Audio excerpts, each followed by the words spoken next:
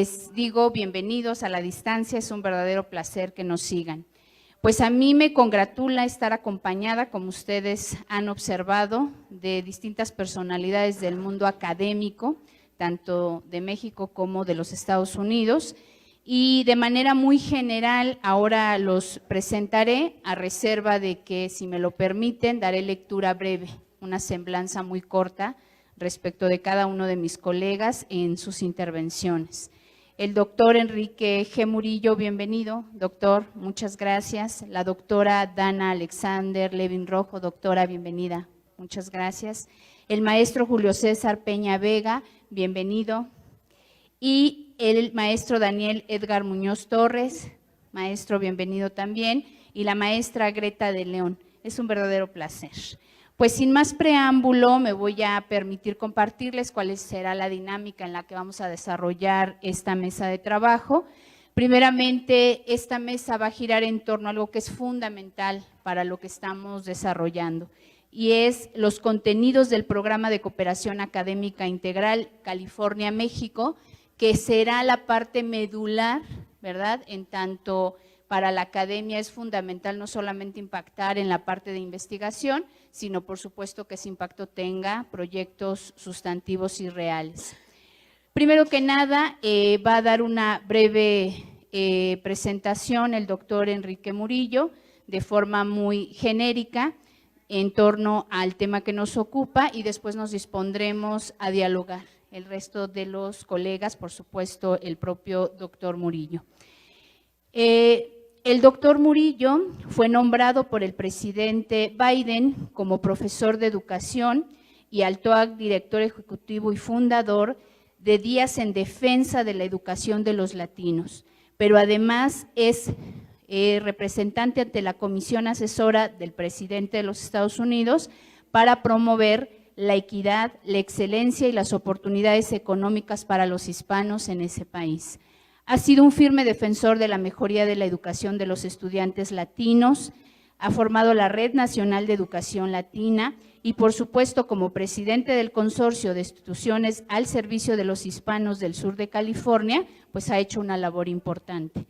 Finalmente, su pasión por garantizar que los estudiantes latinos tengan acceso a todas estas oportunidades educativas, pues es lo que hoy tiene mucho sentido para que nos acompañe. Bienvenido, doctor. Buen día a todos. Tengo mi PowerPoint, si pueden poner el PowerPoint, por favor. Ahí está.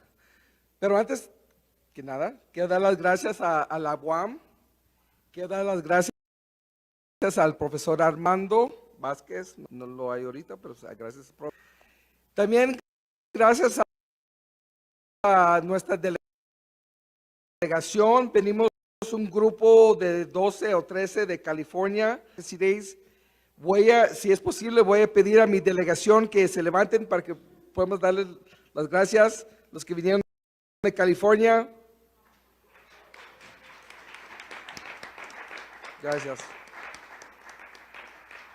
Y para que sepan, esta es parte 1. This is part 1, parte 1. Parte 2 es en California.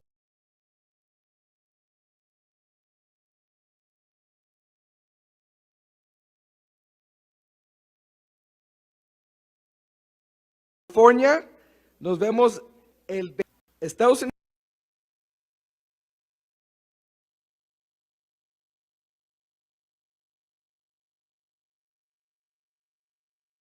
y México celebraron 200 años de relaciones diplomáticas, aunque el alcance mucho más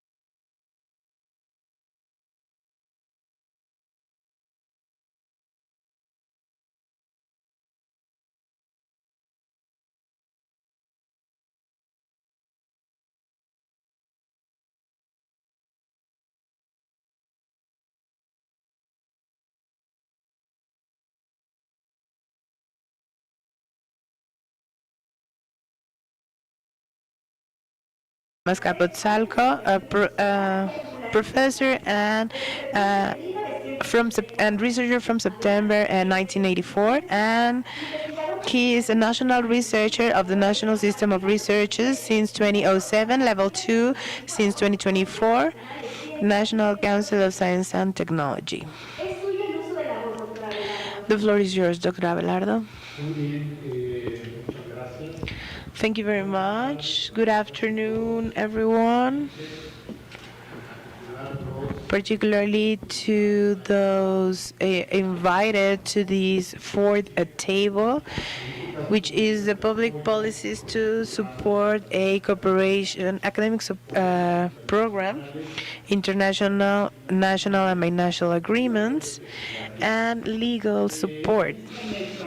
In this table, we decided in the committee, on one hand, to give voice to the participants of the legal bodies of California and Mexican lawmakers, because we believe it is very important to create awareness in the political bodies about the matter we are talking about today, for creating a long-term program for academic cooperation between Mexican and Californian institutions.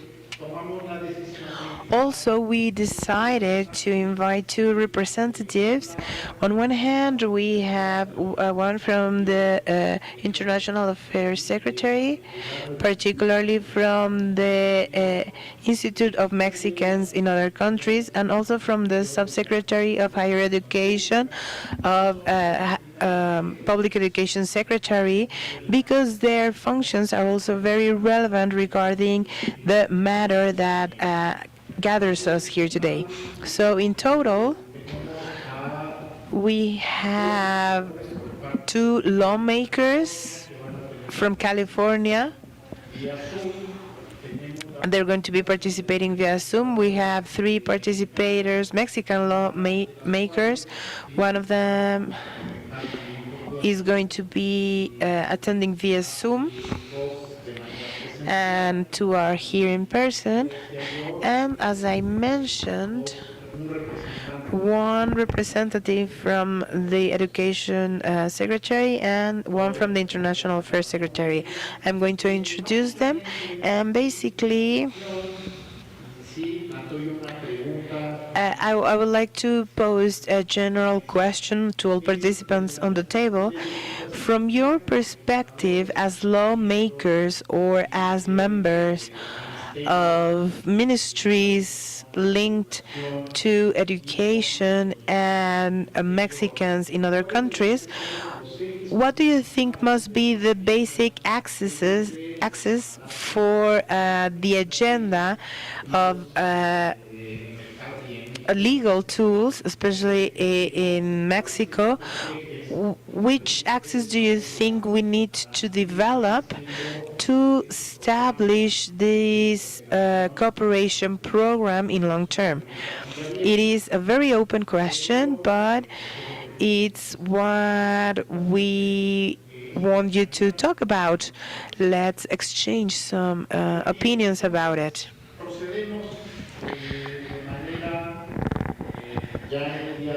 So let's go to our first presentation. Our first presenter is lawmaker Eduardo Garcia.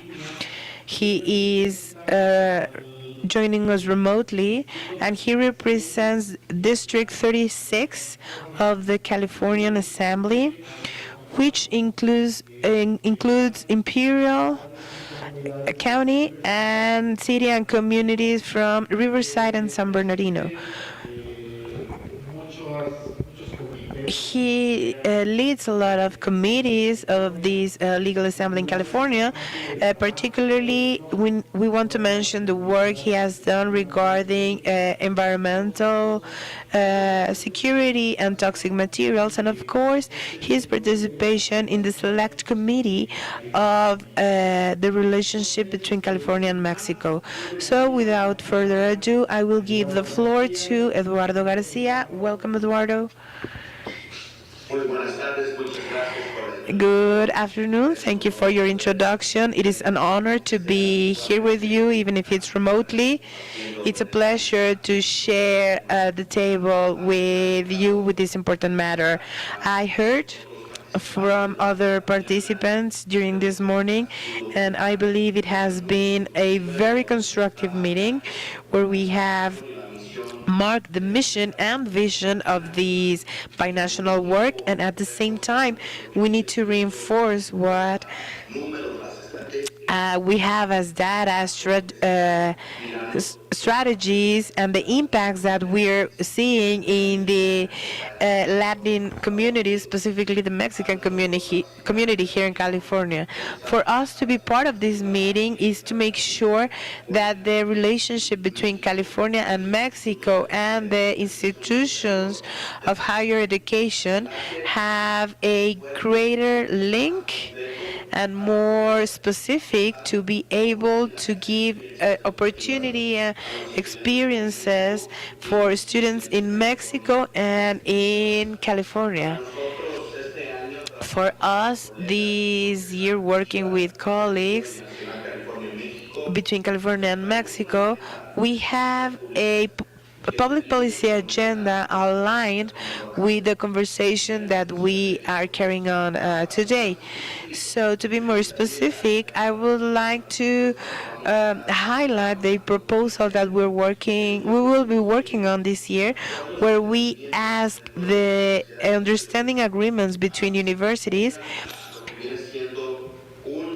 to have a commitment to make sure that students from Mexico and California have the opportunity to go into certain matters regarding the economic development of California, and at the same time students from in Mexico that can go study in California, and also to give something to the development in Mexico. So this program means that we need to be committed as a state to have a budget to make sure that the costs of the program are not that high, are maybe out of reach of many.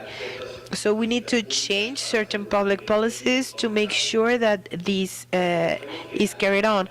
We recognize some universities with already student exchange programs, but there's nothing institutionalized as something formal and as something that we can do a follow-up from the legal side point of view, and for the future, and obviously also the educational institutions to work with our colleagues in this summit. It is very important because they are the ones working in higher education here in California. So thank you very much to Professor Armando Vasquez that has been part, and Enrique Murillo from San Bernardino, who are the pioneers of this vision and this work that we started with this legal proposal. So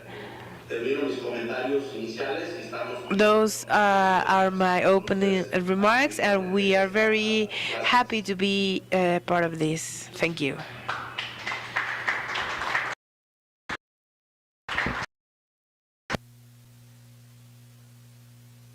Much to lawmaker Eduardo Garcia. Now we're going to give the floor to lawmaker David Alvarez. He is representative of District 80 of the Assembly in the County of San Diego. He has experience in the government, 8 years as a councilman there in San Diego. He's also part of a lot of committees within the legal assembly, and particularly to the Binational Committee, California, Mexico. Assemblyman David Alvarez, the floor is yours.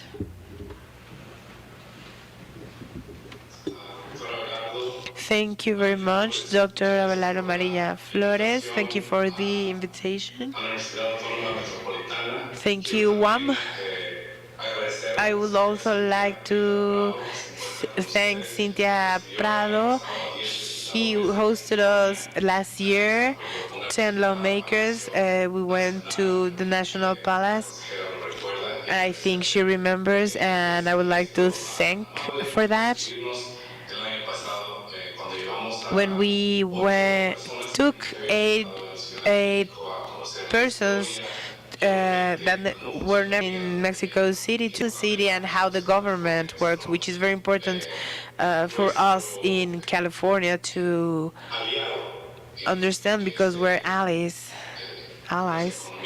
in our regional economy. So thank you, everyone. It's a pleasure to see you. I represent the most important border area in California, here in San Diego, Tijuana. I've been doing it in municipal level, and now it's a state level.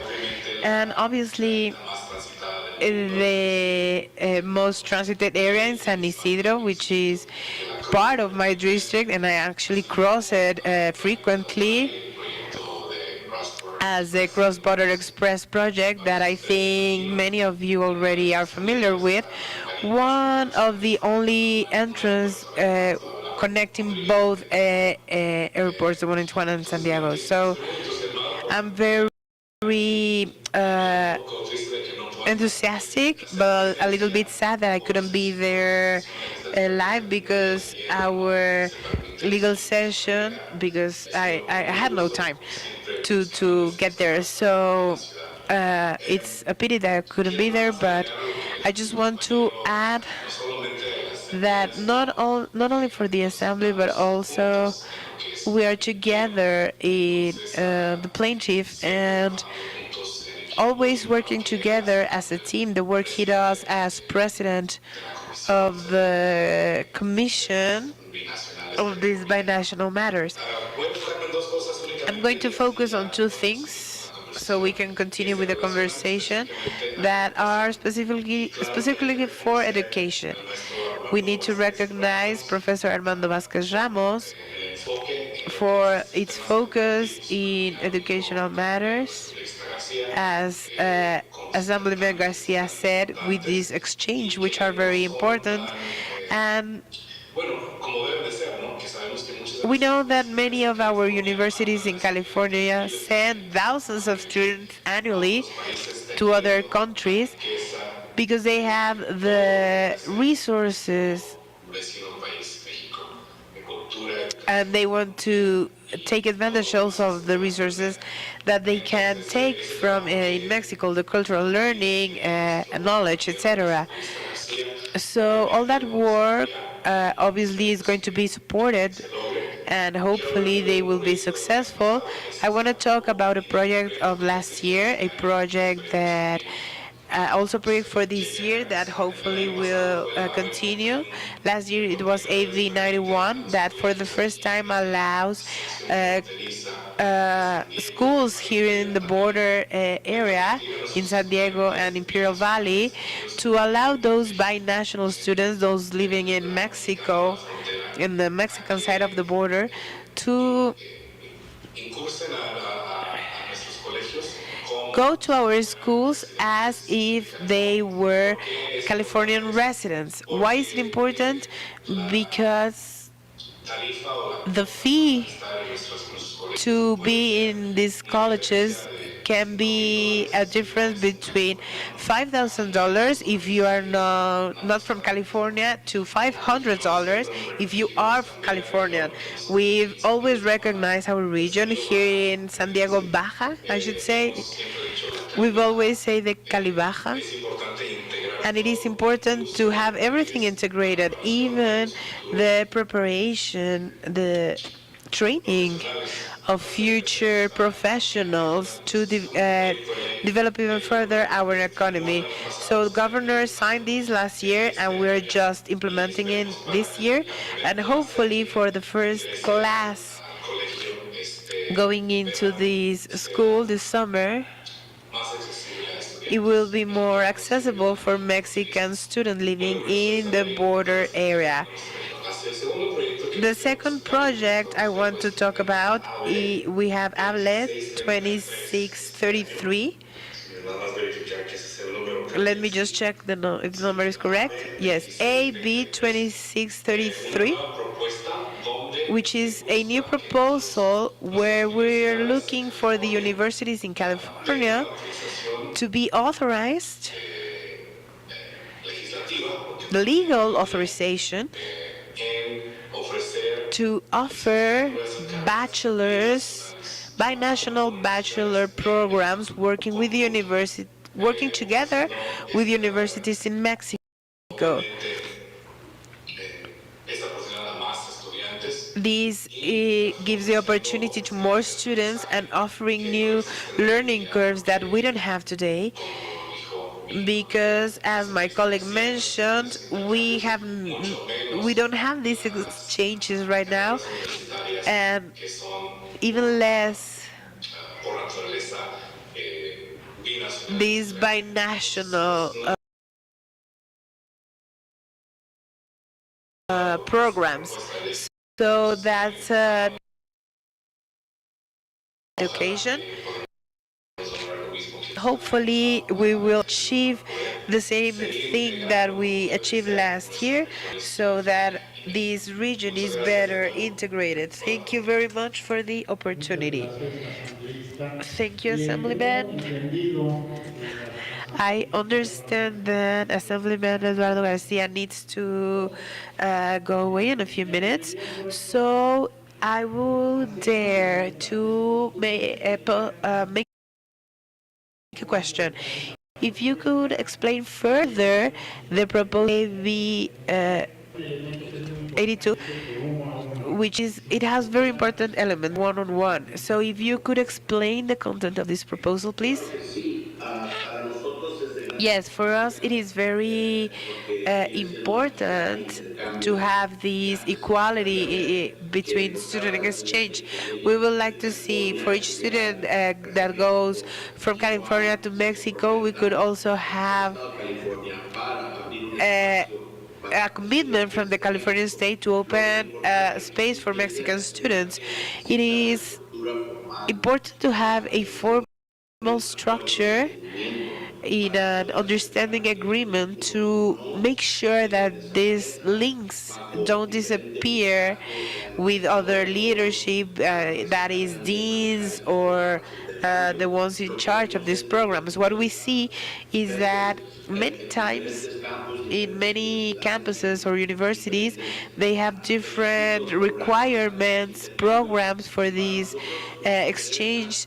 And I think it is very important for the region to have a better coordination within the economic development, all the work we need to do at an educational level, the training of people that may work in certain industries on both sides of the border. So for us, the proposal is a commitment by the state of California, not only to give economic resources to support the program, but also to make it a program that formally exists among these agreements between universities.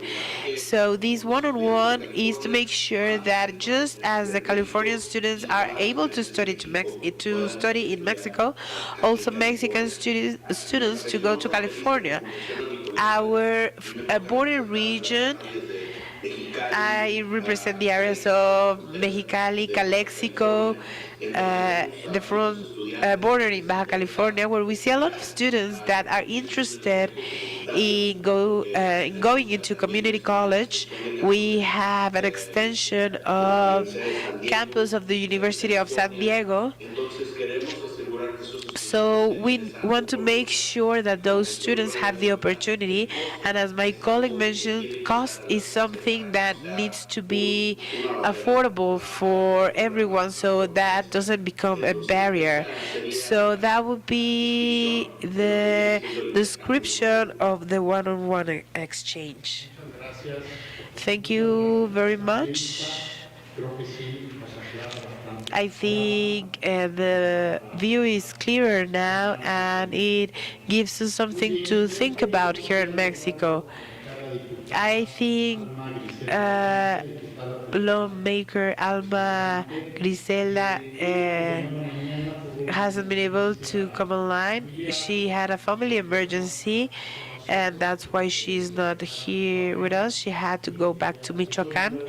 She is from Michoacan. She lived for many years in the US, but unfortunately, she hasn't been able to go online. So now I will give the floor to Olga Leticia Chavez Rojas, also migrated lawmaker from the 54 federal law. She has been living in LA for more than 30 years, and she has been a social activist in favor of migrants and the more vulnerable. Currently, as lawmaker, she is a secretary. She works in the Secretary of Migration Matters in borders, both borders north and south. She's coordinator of the exterior affairs of Morena, and she's vice president of the group Amistad de Venezuela and part of the Guatemala and Salvador groups and Honduras group in the U.S. We were talking before. She's a Latin Americanist.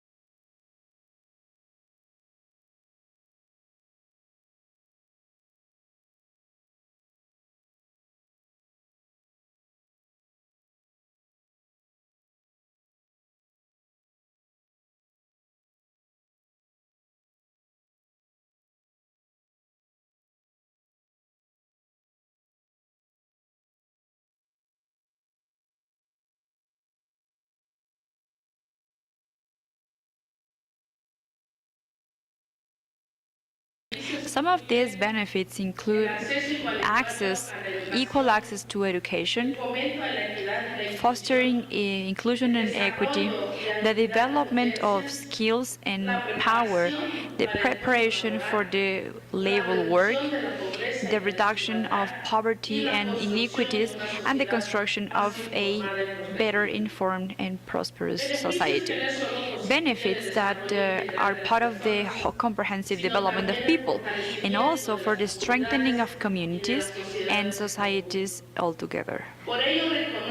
That is why I recognize the effort of Instituto Mexicanos en el Exterior, that throughout the problems of IME scholarships, they support the learning of our elderly in the States, as well as our young people in Mexico, to finish their studies in this northern country. Education offers a lot of benefits that are very important for migrants, because through education, our Mexicans have a better opportunity to be part of the country where they are. Once they have the knowledge, for the example, a culture or language where they live. Apart from that, the wide education of the opportunities for our migrants, and it fostered their participation, political participation, with skills and knowledge needed in order to involve themselves in the decision making. Also, education promotes tolerance and inclusion, which can contribute to the reduction of discrimination and racism towards migrants in communities. If I have emphasized all the achievements that we have achieved by Instituto Mexicano del Exterior throughout the Foreign Affairs Ministry in regards of education, Today, we are all here together in this table because it is also important and necessary to know throughout you which are the weaknesses, which are the strengths that of all those programs, and from your perspective, from your point of view, what can create even new programs that are adapted to the current circumstances that the migrant sector is going through. So I'm really pleased for being here in front of you, young people, that with my fight as an activist, it has been very important, the migration status in the States. I believe that our young people, our youth, they deserve throughout this paperwork that we did in the United States an inclusion to education. Because if we had a delay, because we were abandoned, now we have a small opportunity for you to study, but it will never be enough. What we work and what we do until our parents are legal. That is why we are working to have a reform, to have an amnesty for all Latins and all residents that are not with the proper paperwork, not only as Mexicans, because when we cross the border, we work for all Latins. Thank you for listening. Thank you.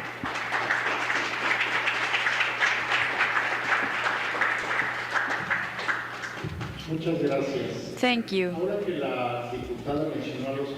Mrs. Deputy mentioned the young people. I would like to tell you that we were gathered just a few minutes ago. We had a parallel table on the first floor, and it was actually very nourishing because we had a dialogue between Mexican students and American students. Some of them were dreamers, and some were on the Zoom session. The room was full. We had 40 or 50 people over there, plus those that were connected. It is important to highlight this because this agreement that we have between UAM and Centro de Estudios California, Mexico, well, it comes from the experience of Centro with dreamers, bringing dreamers to Mexico so they get to know their country, their roots, that still being a very aspect that keeps the strength to continue with this program. And the other session that was at the same time, it was also successful. Now I will give the floor to our Federal Deputy Professor Manuel Alejandro. Please go ahead, Assemblyman. Thank you. I mean, I don't want to interrupt, but I was listening to the words of Mrs. Deputy. I would like to add another law project about the integration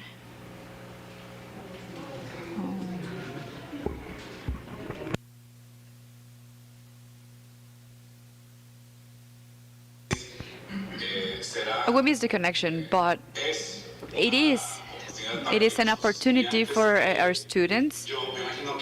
And I imagine that you are aware already that in California, we gave them economic support to every student. It doesn't matter which is their migratory status. I'm sorry, Mrs. Assemblyman. The thing is that you were frozen and we weren't able to listen to what you said before at the beginning of your speech. So if you could please repeat it. Sure. Can you hear me? Yes. Okay, I just wanted to thank the words from our deputy because she reminded me one of the proposals that is the AB 86 that is focused on our migrant students that are in college at California. This proposal is going to give them the chance to have a job because we know that the laws in our federal Congress, they have failed. They have failed millions of families and millions of young people, especially in California. We're trying to do the opposite. With the AB 540, now we are giving education with all the rights and all the possibilities with financial support. So it doesn't matter which is the migration status. They can have, even though they have DACA or not, they can do, it can be students in our universities, and they can get the support, the economic support to do it. This law is going one step beyond because it determines that people or young people that are studying, they can be employed legally in California. We know that the federal law won't allow that in other states, such as in California. So we're hoping to them having that opportunity. I just wanted to share this with you because Mrs. Deputy inspired me a lot. Thank you. It is actually very important. Thank you.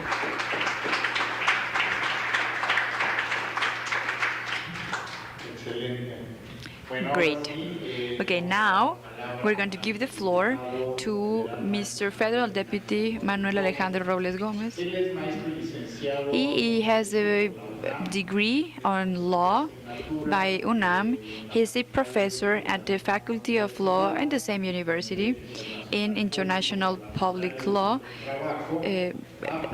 labor rights as well. He was a representative, a local representative in 2012. Now he's a federal representative, and now we will give the floor to Noel Alejandro Robles. Thank you, Doctor. Well, it is a great pleasure for me being here at UAM. I send greetings from here just to share with you that we, the representative that is Olga Leticia, myself, and other representatives, we are the first generation of representatives that were selected in order to live abroad. Those are legal affirmations of for migrants that, along with the positive affirmations pro sexual biodiversity, with different capacities, I mean minorities that are expressed in the Congress,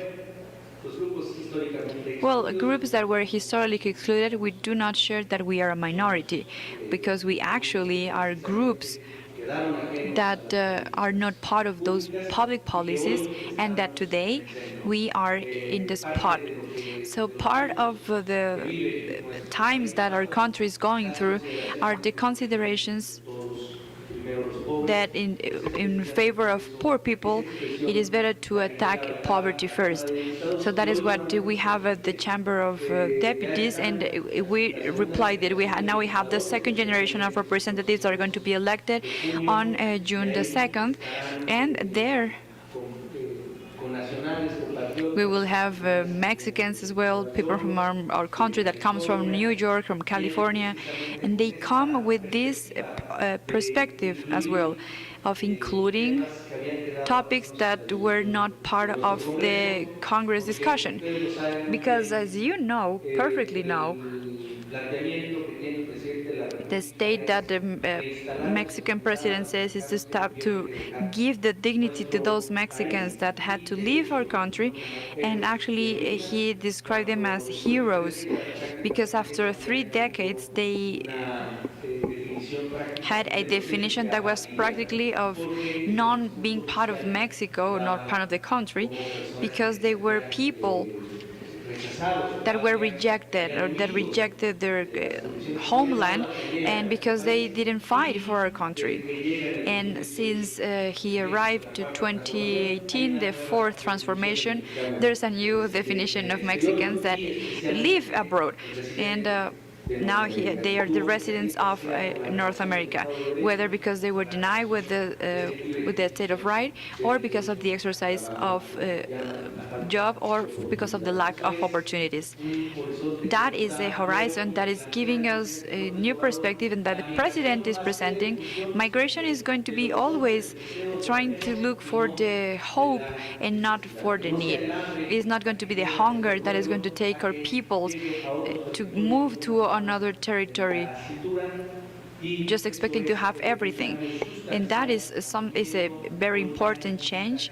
We are going through a situation in which millions are involved for our education. And our people, since they are born till they die, they will be covered with their social and economic rights.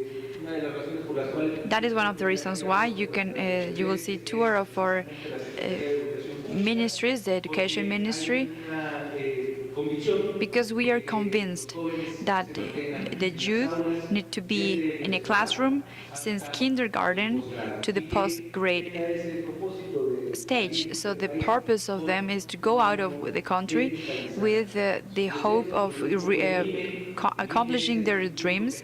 And the INE is the one that is in charge of being aware of Mexicans that are abroad, and of course giving them all the tools to have education, to access to education, because as the Assemblyman Alvarez said before, it is different. It is always different for us that we want to study with with any migration status.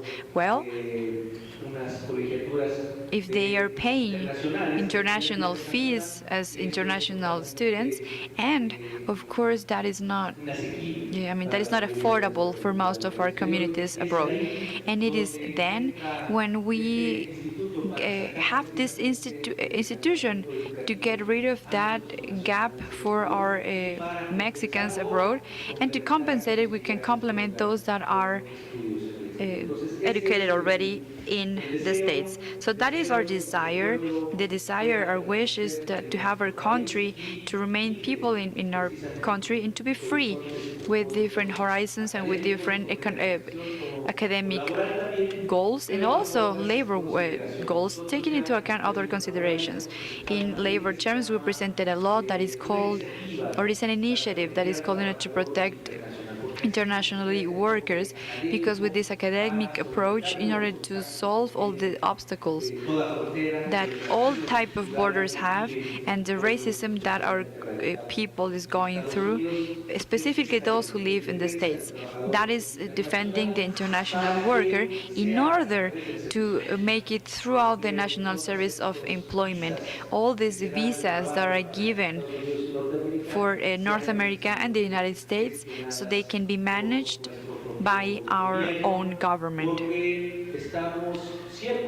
Because it is true that the main business of organized crime is human trafficking.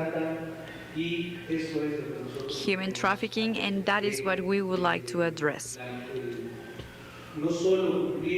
Not only complying with the Marrakesh Agreement, that is a safe, ordered, and regular migration, but also, and I would like to add this, because we are a neighbor with the imperialist market, is going to be a circular migration. It's an order migration, regular, safe, and circular migration. Because normally, students and workers, I mean, their main purpose of leaving their country is not because they want to become Americans. 20 million Mexicans are over there because they cannot transit freely. And that is what we have to address. Most of them, what they want is just going there to have a better opportunity, whether it is an academic or a labor opportunity, but having the chance of coming back with their relatives. That is what we do want to establish with this type of initiatives, in which the peoples from the South, they come through our country so they can be eligible for those visas in order to have a job. Instead of adding to the policy of force for the migration, we can add something for the policy, the humanitarian policy, and the reason as well. Because this mobility has the right to do it in the best conditions as possible. Because if the North American state is not committed with the Marrakesh Agreement, our state does, and we need to do it from the Congress, or at least we need to guarantee that. And there are more initiatives that we have presented that are to assist those that are vulnerable, those that are not protected, because we have stated in the Congress that all individuals, any girl or adolescent or boy that cross our territory, only because we want to give them the protection of government, recognizing the migration and the increasement that it has had as a phenomenon of 20th century. This is something that we are doing in order to focus ourselves in in the academic field, because we would like to recover what was degraded already. You can remember cases such in San Fernando in Tamaulipas, where a lot of people in mobility with migrants, and even our state was part of it. Now I can tell you that there is a change in the definition.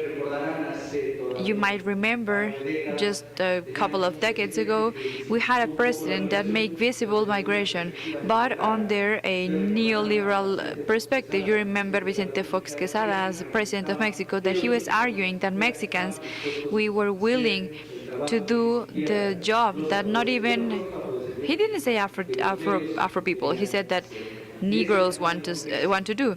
So that is the change that we are living nowadays. We are living important moments for the democracy. We have a president that says something, and a court that is saying doing something else, and a fight of power without any precedent.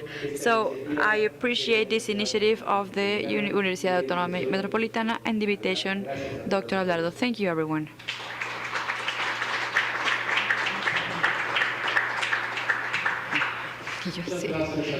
Thank you, Alejandro. There is an element that Alejandro pointed out, and is actually very interesting. Us here in this event, we are analyzing the role of the Mexican diaspora in Mexico, in the States. But Mexico is not one country, it's not only one country that has migrants. Migration aspect is a situation that happens throughout all the continent. We see that every day, particularly migration from Central America towards the States, but they come through Mexico. And not only people from Central America, we have also migrants from Haiti, so they come from South America. So why is it important? Because not only because we have to strengthen the relationship between Mexico and California, thinking about Mexican migration on the other side. The problem is a comprehensive problem. We pointed out in the morning, migration, the Latin American migration, is very big in the United States. The total volume is Mexicans. But maybe people from Haiti, from Central America, are creating more troubles, and migration has to be a right for everyone all over the world. In Mexico, we are having a crisis. Thank you for those applauses, and thank you for what Alejandro said. And now I'm going to give the floor to Professor Enrique Q.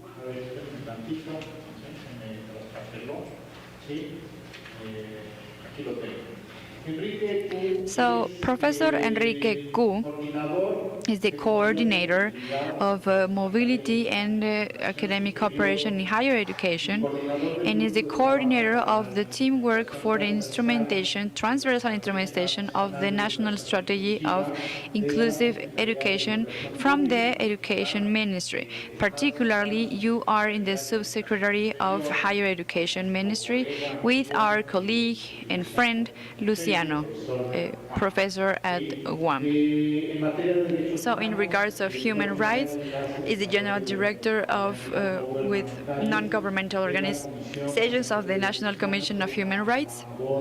It was a job that he also created. He is a professor in public administration by the University of Columbia, New York. He has a degree on the studies of political sciences, and by the Technological Institute of Superior Studies in Monterrey. So please go ahead, Mr. Enrique. We can hear you now.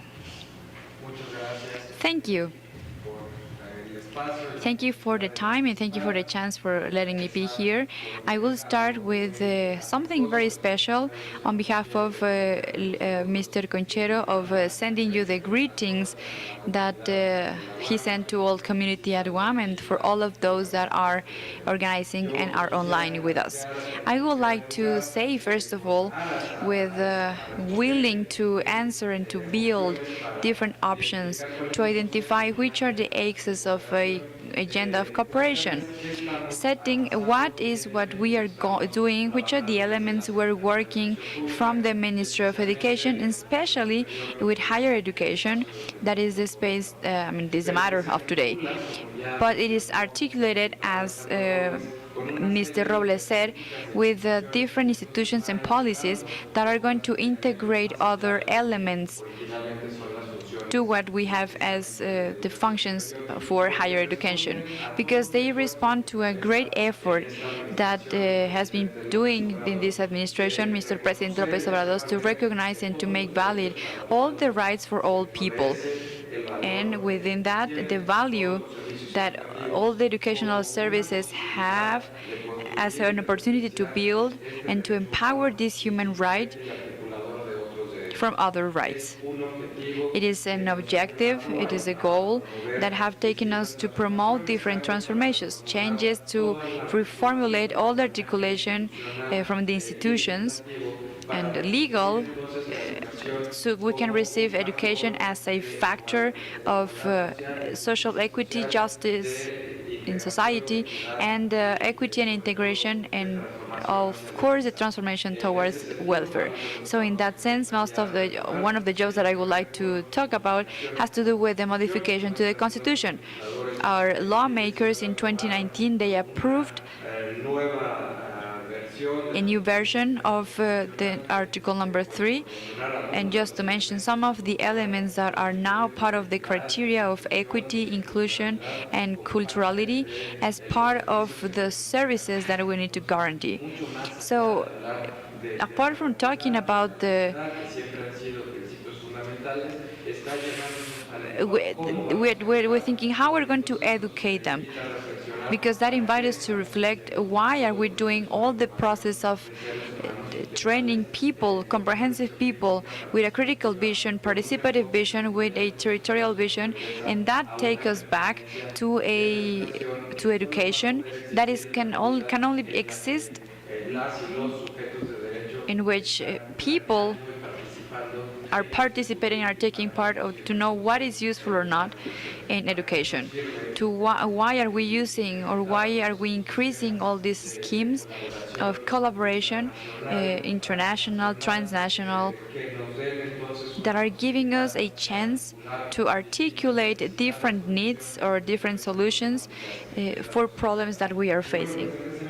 So under this legal framework that was updated, we created modifications to general law of education in 2019, and particularly to what had impacted to higher education, has to do with the creation of the general law of higher education that establishes the possibility of having the institutions in order to collaborate.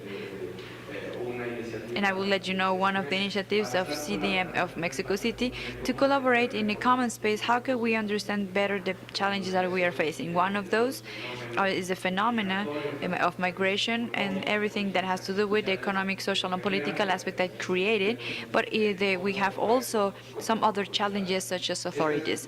So this legal structure is allowing us then to keep working in certain elements such as the coverage, the permanency in the different classrooms, from initial education up to post-grade studies, with important elements such as universal scholarships, such as reforms of programs, increasing as well the possibility that the transit of whole majors, improving the rates, but doing it then incorporating some other elements that are fundamental, such as a gender perspective, intercultural dialogue, and as the review of the norms, so we can get rid of some obstacles for learning and to have the participation of all the students.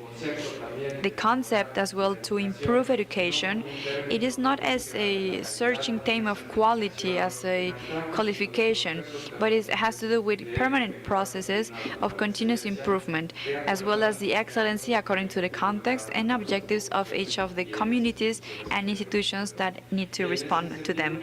And in that same sense, I would like to tell you as well that I am pleased of being part of participating in a whole strategy of internalization with a solidary nature that is horizontal, in which we are looking for having different initiatives that are going to change the vision of education, not only for the formation or job, not only for transmission or generation of knowledge, not only for research that is giving us patents and added value towards economic, but solidarity in order to transmit institutions to participants. So it is not abstract, the knowledge is not abstract, which is the usage that we are giving to it. So I will just stop a little bit here, because when we talk about the cooperation agenda, binational agenda, and the cooperation that have migrants, men and women in Mexican communities, or in the States or in other countries, because then it is a call that the agenda that we can build it thinking about how much power this information, these professions, this linkage with other policies, social policies, economic policies, and national policies has. So under this perspective of solidary internationalization, we keep insisting that all the processes that take us to have dialogue about the international cooperation are not only for mobility, and they won't be limited only for students. But we are interested in having all those experiences. We need to strengthen them, and because we need the resources and mechanisms to do it. The assemblymen and women that were here before, they talk about this, having programs that are supporting us as universities to collaborate, and at the same time making awareness, creating awareness about the superior policies that were created, not only with the curricula that we are showing, but also the research, the technological development, scientific development. And once again, this solidary vision is going to make us reflect that vast of the majority of Mexico, or the resources that we were adding to investigation or to research, were going to private patents and not to a public benefit, and to give it a usage. So as a good well for society with the research that these products create. So for the educational institutions that, apart from the extension, is part of the social responsibility, and this social responsibility of transformation, and how pertinent education is. And that is also very important when we talk about the agenda of why and in which sense we want to look for these routes of collaboration. So it would be interesting in saying that under this vision, we are analyzing, we are discussing as well, but we're trying to sum vision so we can rebuild a marketing strategy and as well as knowledge. So especially dialogues where communities take part of with migrants and their families, it is an element that is also taking us to make the reflection of why migration came back, what is it incentivating, what is supporting it, so what is the collaboration that we need to change in order to attack or to tackle and to rebuild systems, economic systems that are sustaining the phenomena of migration. In this sense, we are interested to promote that between or among institution governments, specifically among populations and communities, we can see the education as a academic vehicle to attend priority sectors of social benefits, to attend local benefits with this local logic about territoriality, where we add our many assets in different environments, maybe our own communities, our origins, our destined communities, but also to these spaces that we share In the case of the U.S., we have more than 38 million Mexicans living in the U.S., and there's a shared border that if we erase the geography of each country, you can measure another whole country, creating economic, cultural, and all types of dynamics. So we need to understand and size the role of the migrants in that space that they have built. And it really changes the dynamics to analyze that the issue is in the norms, in the rules, and in the spaces that the government is imposing. And in the institutions that are not being supported for having those spaces to reflect and update our norms, our frameworks, our educational offer. Just to mention a few, because I don't want to monopolize the microphone, but I want to tell you very quickly about some of the initiatives that we are starting. The National Strategy for Inclusive Education takes us to this calling from a basic education to postgraduate degrees to make frameworks where we are moving into. So it is an important matter for this agenda, the qualification frameworks, process for recognition of titles, the possibility of having agreements with the flexibility that is needed to be able to collaborate and cooperate with other different frameworks. So these are all basic to really guarantee the migrant population the right for education and its products, to create new educational models with a flexibility that instead of thinking of creating one homogeneous population, we need to maximize the opportunities and the spaces for different dialogues and learnings. It is an epistemic posture, it is an intercultural dialogue that really brings us on why and what for are we training or educating. Also training teachers to respect this diversity, to respect these different mechanisms, how we are learning. And in that sense, in the case of the populations living in the U.S., the need to really integrate the tools in the pedagogy tools to include elements, empathy, to really address the migrant populations in both ways, binationally, plurilingual, not only bilingual, because there are many cases where indigenous languages are very present in the U.S., even without the Spanish. So when we add these Mexican and their families' processes coming back, we need to not only project to the U.S., but also to project with the teachers here on the Mexican side, not only in the border, as areas that are obviously interconnected. So other matters that I would like to talk about that are projected in a framework of institutions, a group of institutions for higher education for the development of Mexican people in other countries, where we are looking for the academy to take the role of guide, of a companion and researcher to improve the situation of these people in other countries, these Mexican people in other countries. So we need to find the specific characteristics and the potential we have for creating this. I would like to mention lastly within this framework that even though these are higher education institutions, is not only to look for the educational offer that we can bring to this population. We also need to create a space to reflect on how we're going to be creating these processes and how can we link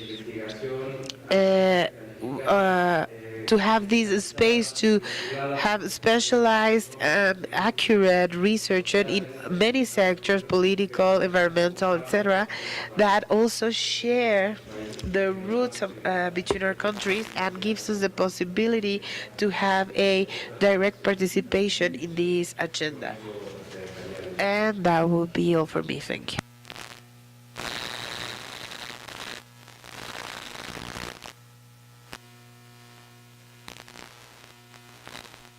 Thank you very much.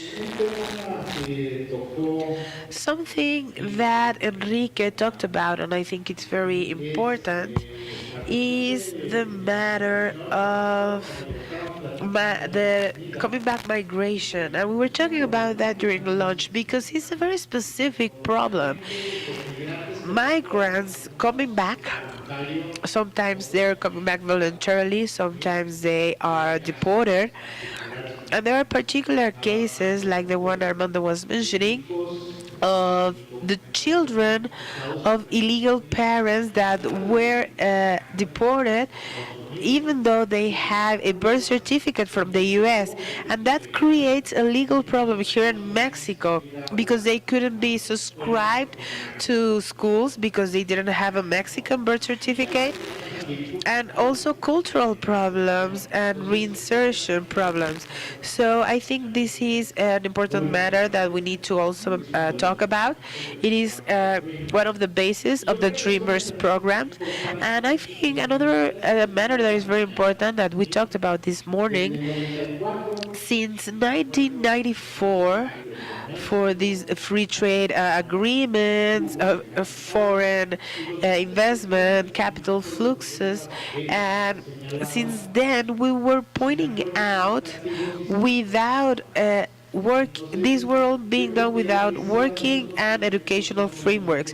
But I believe these are elements that are fundamental, and it is an agenda that we still have to start working on, because as we mentioned, this border area is a macro region. There's a symbiotic relationship between the economy of Mexico and the US. We were even illustrated about it this morning. US economy and Mexican economy. I mean, you remember the movie One Day Without Mexicans. So the Mexican economy depends on the American economy and the other way around. And I want to mention this because here we are gathered to have an educational exchange program, but the work area is very present in here too. The congressman from California were describing some initiatives regarding this labor matter. These are topics that I believe are important to consider in a wider agenda. Now I'm going to give the floor to Cynthia Prida Bravo.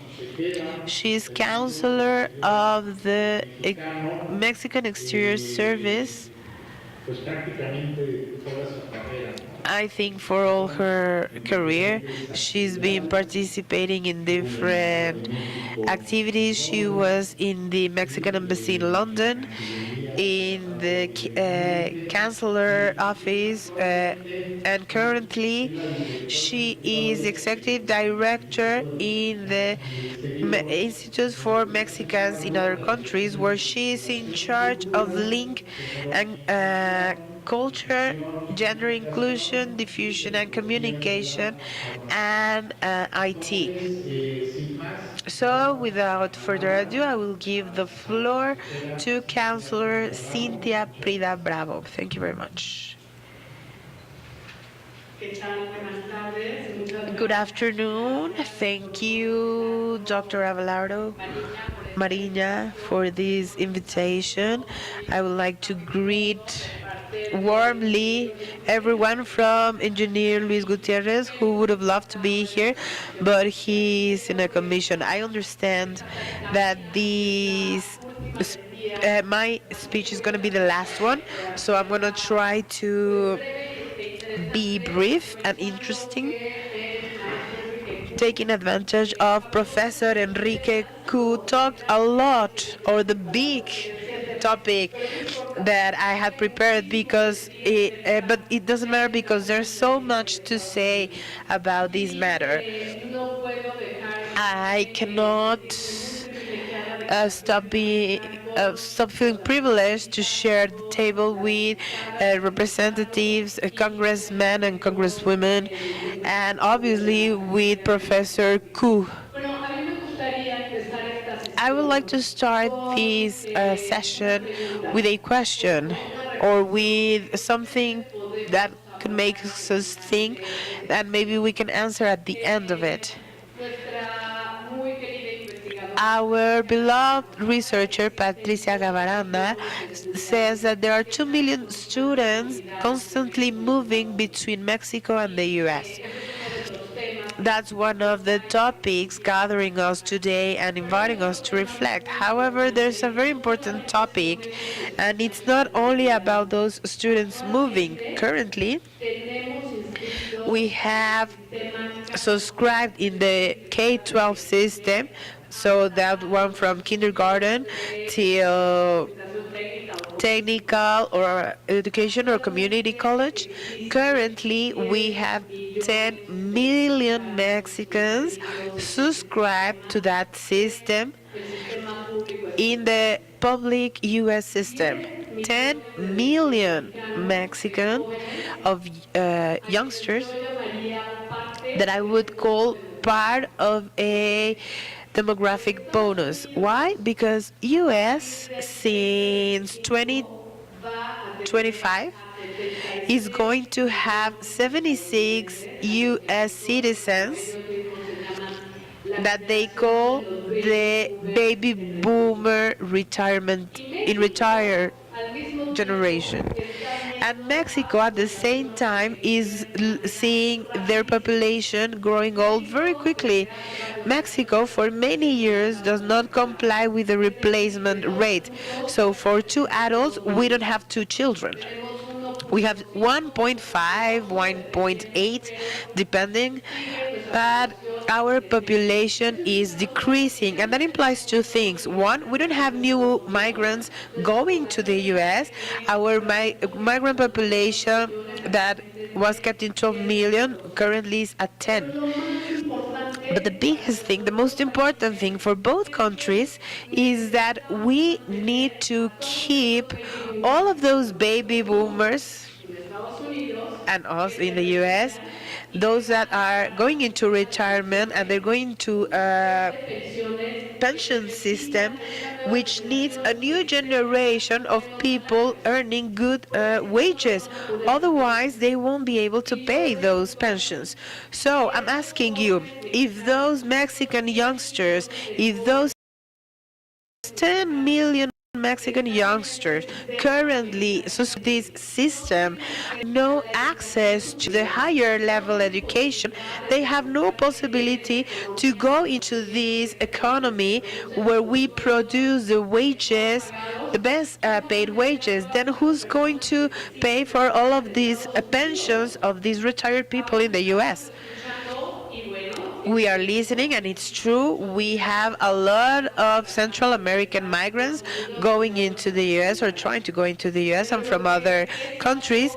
But something that cannot be denied is that our children and youngsters in the U.S., first of all, they're already there. And second of all, in their majority, they are bilingual, they are bicultural. They understand perfectly the American system, and currently they are starting to constitute the middle class of the U.S. So they are the people who are better prepared to really contribute to the U.S. economy, and if we get smart about it, also to Mexican economy, because those young people, indifferent to their parents, that are coming back to Mexico and they have a smaller population group, they don't have grandpa, auntie, and mommy in Mexico to send their money to. Their parents are already in the U.S. And those 80s migrants that started to develop socioeconomically in the U.S., they are also getting old, and they need to see for themselves. They need to go into retirement and see how they're going to pay for themselves. So we do need to start turning around very seriously and in a binational way. How do we support these young people? It is not a rhetorical question. It is a reality. Today, they are the future of two different nations, US and Mexico. So, in this sense, I was going to talk about CMX, but I think Professor Ku made a real clear and accurate presentation. So, I would like to just mention what Congresswoman Olga mentioned. That on purpose, I've seen her talking about the most interested topics of our community. So congratulations for that. She was talking about the access, the importance of having an equal access, the insertion into the global working world, and reduction of poverty. I don't want to be too optimistic about the options they give us, but as Professor Ku mentions, is a remotely access platform that groups 71 universities and higher level institutions and two associations where our connationals can access to these bachelor's, master's, PhDs, and other type of postgraduate programs. I was telling Sofia Orozco, I believe many of you know her. When we started, I told her, why is it useful to Mexicans in the US to have a Mexican title to work in the US? And I think they were very right, and I congratulate the Ministry of Education that together with IME and other universities, we need to recognize the University of Guadalajara, for example, they have pushed this initiative. There's a lot of young people, a lot of connationals that stop studying because of their socioeconomical situation, because of the costs of universities in US, because they don't understand how to navigate in this system. CSMX has the great advantage that it can help very politely our connationals in the US to reinsert themselves in this educational system, and from then on better get a master's degree and continue developing and then get a job in the US. I've been in LA for the last 5 years, and it seemed very shocking to know that they said they needed Spanish teachers and they cannot hire Mexicans because their Spanish level is not necessarily the one we need. And that was soul breaking because that could be a mean of life for many Mexicans, but I've seen CityMex points exactly that because it can retake these students that already talk Spanish, that they have this competitive advantage, and build these new diamonds that will contribute to the American society and stop hiring Spanish teachers, which is what is currently happening. So on the other hand, I think it's also very interesting what Professor Kuma was mentioning about if SMEX is going to be doing also migration and education research many times, and we know it. And very humbly, I say, we make decisions, governments make decisions from the desk. And I believe that it is very important to have this research. And I would dare to say it's just a proposal, maybe to analyze, to have an annual award for the best studies of bachelor, master's degree, and PhDs related to migration and education. that those that have clear proposals that we can take here, and from then build the public policies that we are lacking binationally. We'll see. I know that money is always short. Maybe it could be some other type of reward, but something that can help them continue with their training.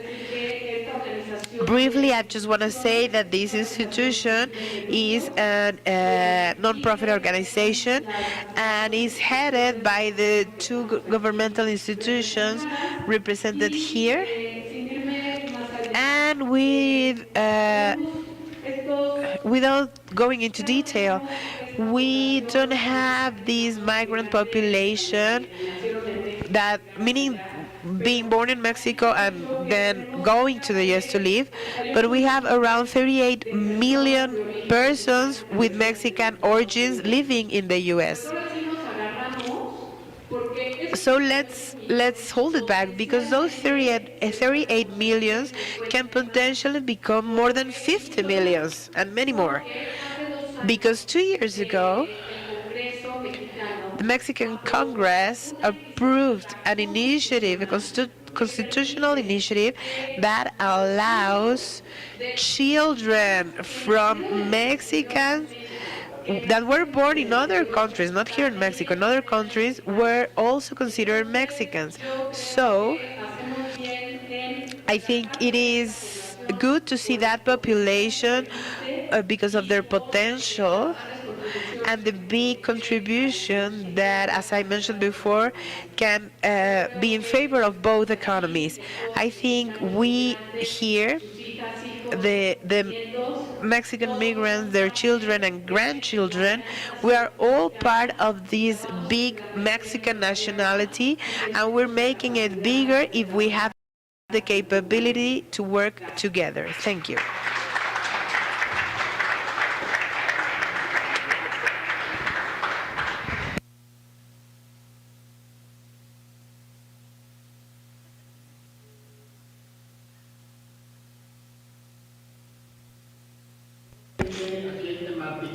Again, we have very interesting topics that were coming on during the 3 sessions we had. I wasn't in the other session that was carried out at the same time, but there are many elements that we were talking about in the morning. There's a Mexicanization of the population and the working force in the US, and also the politics as a consequence. The importance of the economic importance of migrants regarding their contributions to the production of richness and value in the US, it's very important.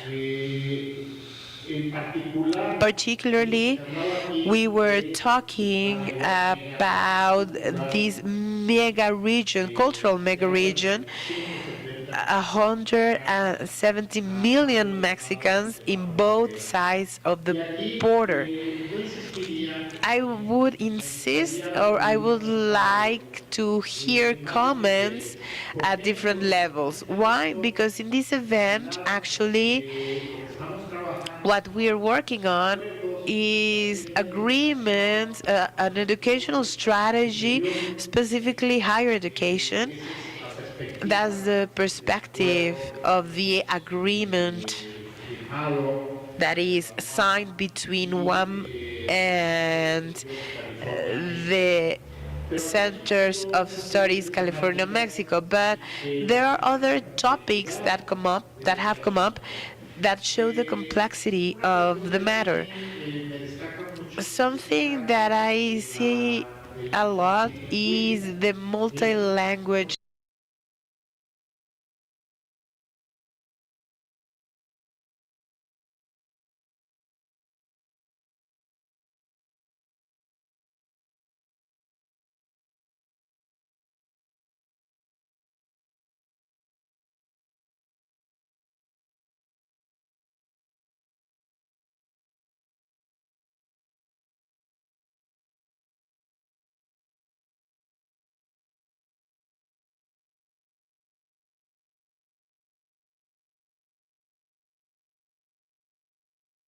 tongue to avoid being discriminated and because of daily life. I've talked about this with Alfonso, and he said at a certain point we had a joint seminar, and they said we want it in Spanish because we want our Latin American students to practice their Spanish. So the possibility that the counselor was mentioning about Mexicans turning into a fundamental axis for the economic development of both sides of the border does require the strengthening of the bilingualism in reality. And we have two problems. Mexicans in other countries many times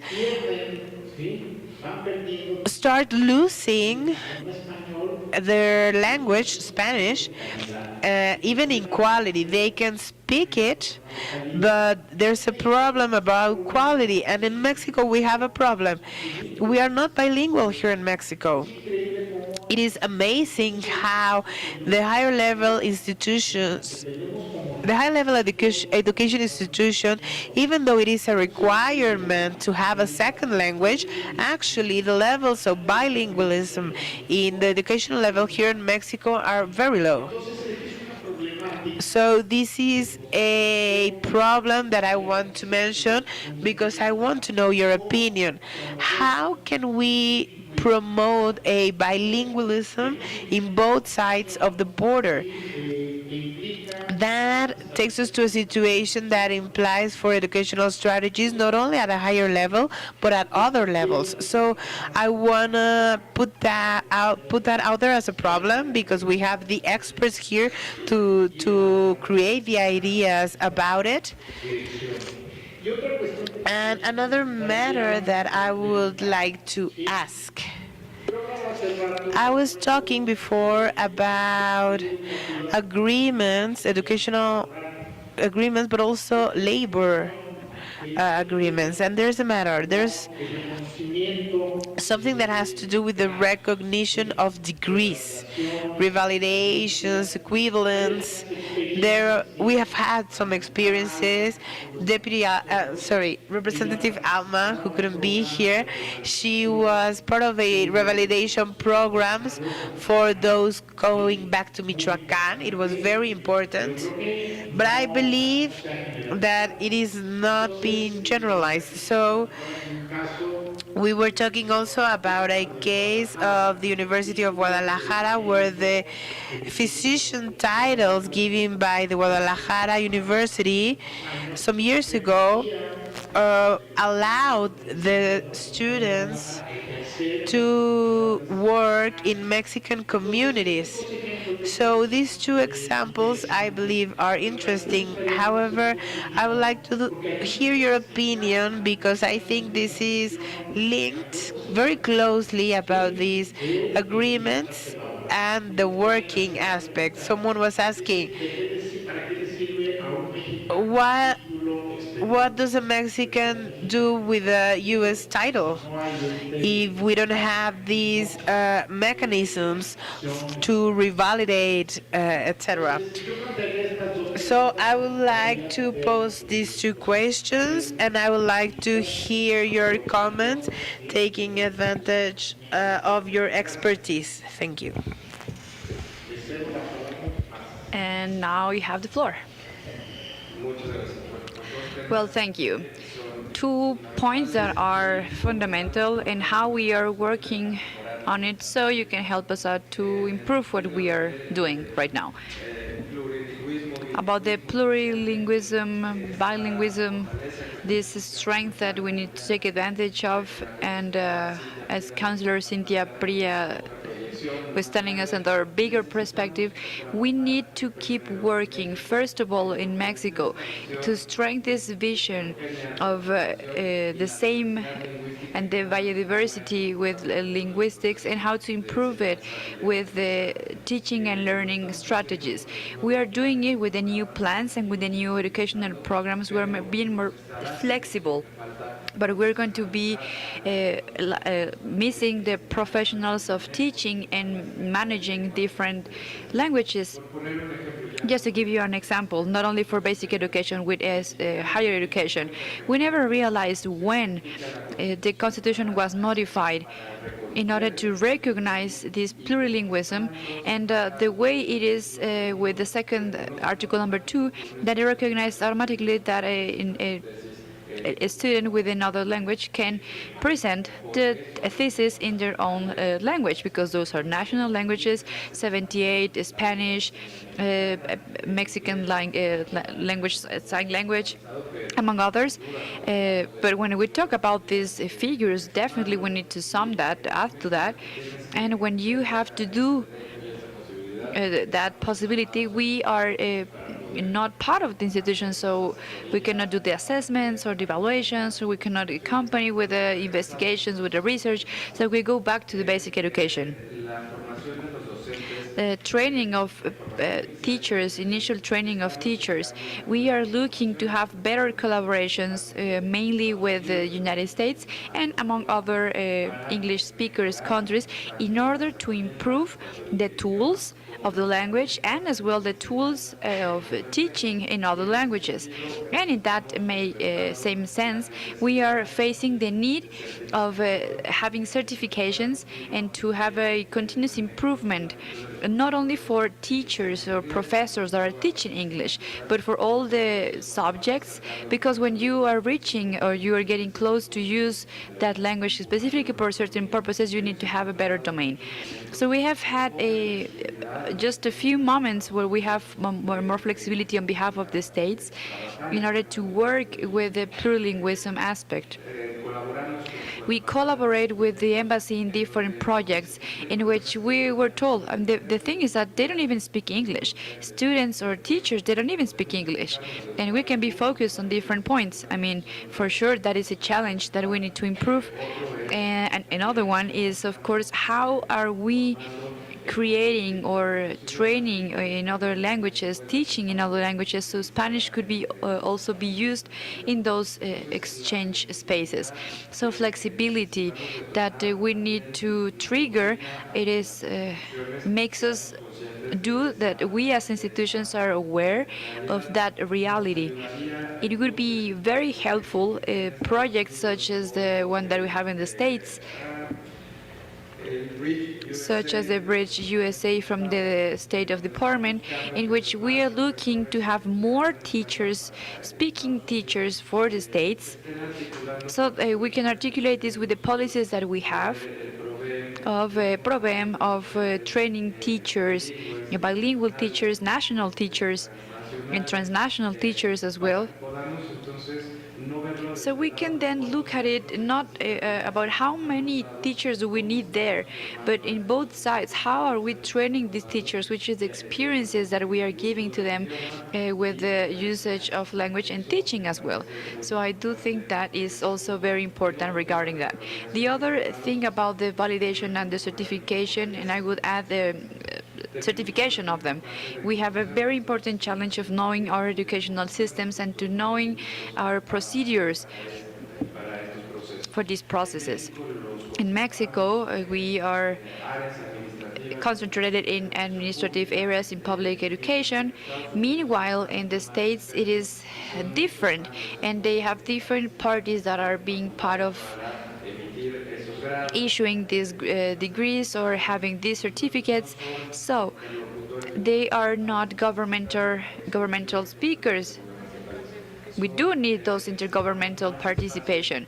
We need to have more spaces in order to understand who is doing what, how we are updating it frequently, so we can be focused on each of the elements, establishing certain elements. So from Mexico, we've been working on it 6 months, almost daily, a framework with different reviews, with more time.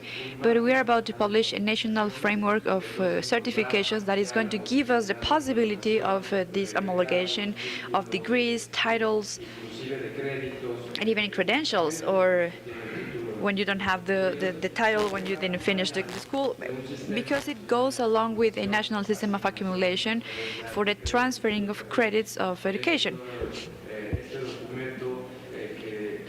this document that we have it already. I mean, it is circulating already in these negotiations. It is the basis for us to be more clear about the studies, about the credits and levels and competencies, specialties as well, to know which are the equivalents. So I would say that within the framework of Mexico and the States, it is one of the elements that take us close to the training of talent and degrees and titles, and that there's where we are looking for a table, but we are looking for tables in order to talk with producers, with companies, with research centers, with the different boards from Mexico and the States. We need to have more spaces where we can have that feedback.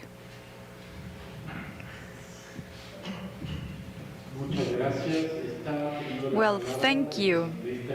Assemblyman Eduardo is asking for have a word. I'm very interested about this because I think that we do have examples that exist in which we have different bonds or different links. For instance, here in California with universities from Mexico, in which they are supporting physicians that are trained and certified with their titles, with their diplomas from Mexican institutions. And it is a pilot program that work along with hospitals and clinics in the industry of in the state of California, and its population, the vast majority is Latin, from Mexico, including populations that are being developed and are actually growing very fast in indigenous communities. For instance, in the east of Riverside, specifically in Coachella, Purépechas, that come here to work, to do their life here in California, in the States. They are people that are looking to have medical services. Not only the directors are creating the criteria, but the certificates in both sides, in California and in Mexico, they have reached an agreement to make sure that all the doctors that are coming here, they can practice in these communities because there's a lot of need over there. So we do have models. We are talking about language, and that is why this exchange and the proposal that we mentioned before, in order to pay attention to certain type of professional works that are being trained, whether in Mexico or in California, so we can have that exchange. I just wanted to give the example that we do have models in which we are receiving physicians, men and women here in California. They are practicing in the most vulnerable communities, and we need to have the valid requirements and having this cultural understanding of the community they are serving to. It is very important to have a positive result in matters of medicine. I just wanted to share this example with you. I know, and I'm sure that there is a need and there is interest on doing it. Well, thank you.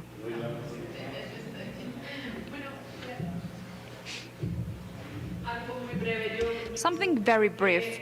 I think that this forum has this great value, that it mixed our lawmakers with those that from the government dependencies were trying to go forward on these matters.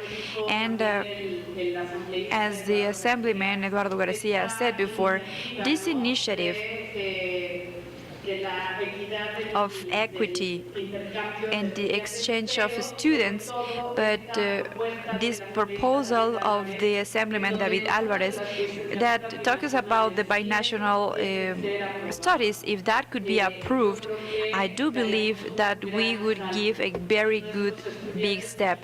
If our Mexican students can study here and they can exercise their majors with a university title, I do think that we will add something to both countries, because we are talking here about the region that the Dr. Mariña said before, that is the region, North American region. And that, of course, will allow us to face the big problem of bilingualism, because we are going to have always that problem, the problem that we have to tackle or we have to solve from basic education. We need to keep going forward, and I'm just talking about Philippines, for instance. We all know that there is a very important number of physicians and nurses from the Philippines that are traveling to Europe, but they now recently they have English as a mother tongue, and even though they have all the outsourcing in India, this is how they manage with the language. So I identified very well one of the topics sometimes that we just don't pay attention to, but it is actually very necessary to start working on it.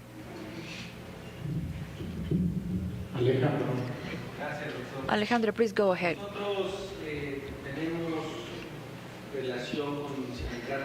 We have a relationship with unions in the States and in Canada, and we had an agreement as because we wanted to train them. One of the rights that is violated with in PETAC is a version of the program that Canada has of agricultural workers. It has more than 1 century, and the oppression is still there. So we have this agreement with the union in order to give train and to certificate the workers that are part of this program. And yes, as the counselor said, they always make this observation. We bring a lot of nurses from the Philippines because they know the language. However, Mexico, even though we are at 5 hours, we could be the ones that can cover in the States and in Canada because of the privatization of the education. So we need to take advantage of the nurses and all the staff from the medical staff in our country that is doing a great investment. So what is it? Why is it urgent? Because we need to have the introduction at a very early age. Because for us that we have English as a second language, it's not the same that those that receive this language or another language since kindergarten. And that is something that we can promote with universities and actually with the Ministry of Education, so they can train kids from kindergarten not only in English, because it is not only our main purpose to satisfy the North American market, but also it is a change with the vision that we have. Now we duplicate, or the speech of the president is one thing and the policies are others. And we need to abandon this answer, this double work of migration in the States that is seen as a threat or as a security matter. And we can look at it as an opportunity. Many people that is arriving to our country, this situation of being a destination country has to be seen as a big opportunity for our country. And culture and languages that arrive here, they need to be considered in that same sense. If we change the chip of looking at migration as a trouble, as a risk, I'm pretty sure that we are going to have a great opportunity in migration. It's going to be valid as oil. It is going to be the part of the development if we do recognize the arrival of many migrants that are looking to have a shelter, that is looking to have alternatives for their lives, or maybe they're trying to survive. Here we don't have to go far away. I mean, Giordano Bruno is nearby here, in which we see that we are missing the attention of a policy that is addressing those that are here to stay. They are part of our community, they are part of our country, and we need to give them land. Just the way we ask for land whenever we go to a place, give them the same. So just to finish, the introduction of a program of languages at an early stage so they can develop this skill and we can satisfy all this demand. Health matters is very wide. They even have a health support worker that is not only but supporting people. It's not even a nurse. It's just a person that is caring a patient. And I see that there is an opportunity that our Mexicans are looking for an opportunity that can satisfy them. So we have found in the unions a key aspect because whether workers they don't have the right to organize themselves, they are not part of the union. Yes, there is a way that unions over there can represent them. Thank you.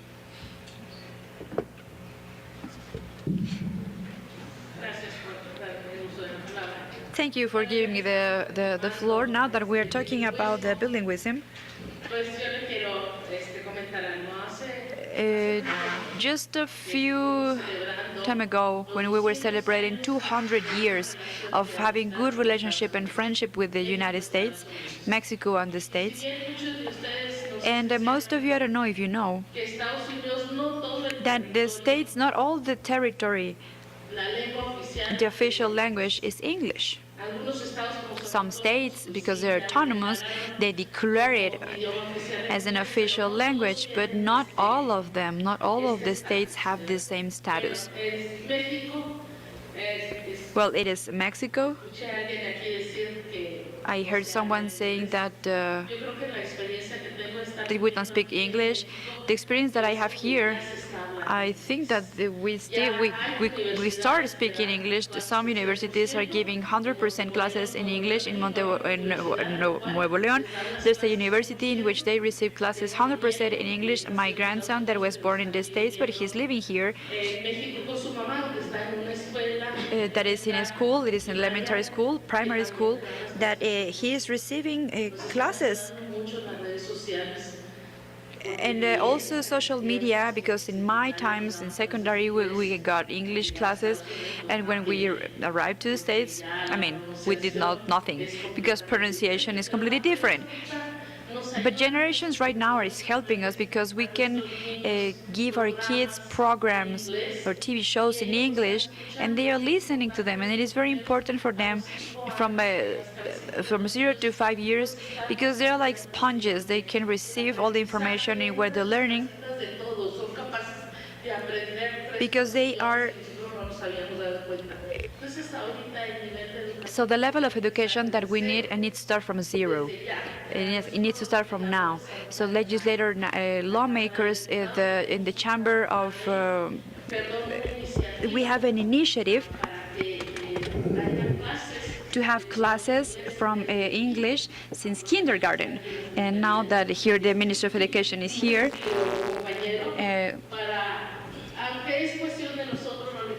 even though it is our duty to approve this, the executive one from the Ministry of Education needs to exercise or put into action what was stated. So we are working at a bilingual level. I think that we are giving more importance because both nations, we as citizens of the United States, we can do the request now that our assemblymen are here. We can do that request that they can exercise both languages at school, because it is happening right now because there are some universities in the United States that they have Spanish as a second language. So we can be both countries. We can be both bilingual countries, having just as Canada, that their official language is French and English. Why cannot we offer officialize English and Spanish? Thank you. Well, thank you. I appreciate all the comments, and it is interesting. There's a university, a very well-known university, EC Montreal. It's a University of High Level Studies of Administration, que es trilingüe. that has three languages. It is French, English, and Spanish. ¿Por qué? Porque también Why? hay una fuerte- Because there is a very strong migration from Latin Americans to Canada. Entonces, sí me disculpo, en realidad, a lo mejor es que no hemos hecho mucho la tarea. And I apologize because maybe it's not that we're not doing the job, but those are the universities like UAM. Lo comentábamos también. And we mentioned this before, we have had a lot of resistance, for instance, Abrir cursos. to open courses in different languages. Yo creo que sí es parte de So I think that that is part of an agenda discutir. that we need to discuss among our superior and high institution level. And when I talk about bilingualism, I talk about multilingualism because Mexico is a pluricultural country. In the morning, someone told us a story about marriages of migrants that were not speaking only Spanish, or they were speaking Purépecha. So we're talking about multilingualism, and that is wider. And specifically, English and Spanish, those are very important languages in terms of this mega region. So before closing this, I will raise the last question that has to do with questions that were raised by people that are looking at us or they're listening to us in the media. One of those questions is towards the lawmakers of both sides. After this event, after these reflections and conversations and dialogues that we have had, which are the challenges that the lawmakers from both sides of the border could have in regards of the perspective of the design of a educational policy, educational agreements be binational from what we just talked. This is a very wide question, but it would be interesting if legislators from both sides can give us a final opinion. And something else that is also very important and interesting refers to a question, which is the offer, the cultural offer that with the different diplomatic representations in Mexico and in the States are offering, and how can we get more into detail with these services on behalf of the consular Mexican system.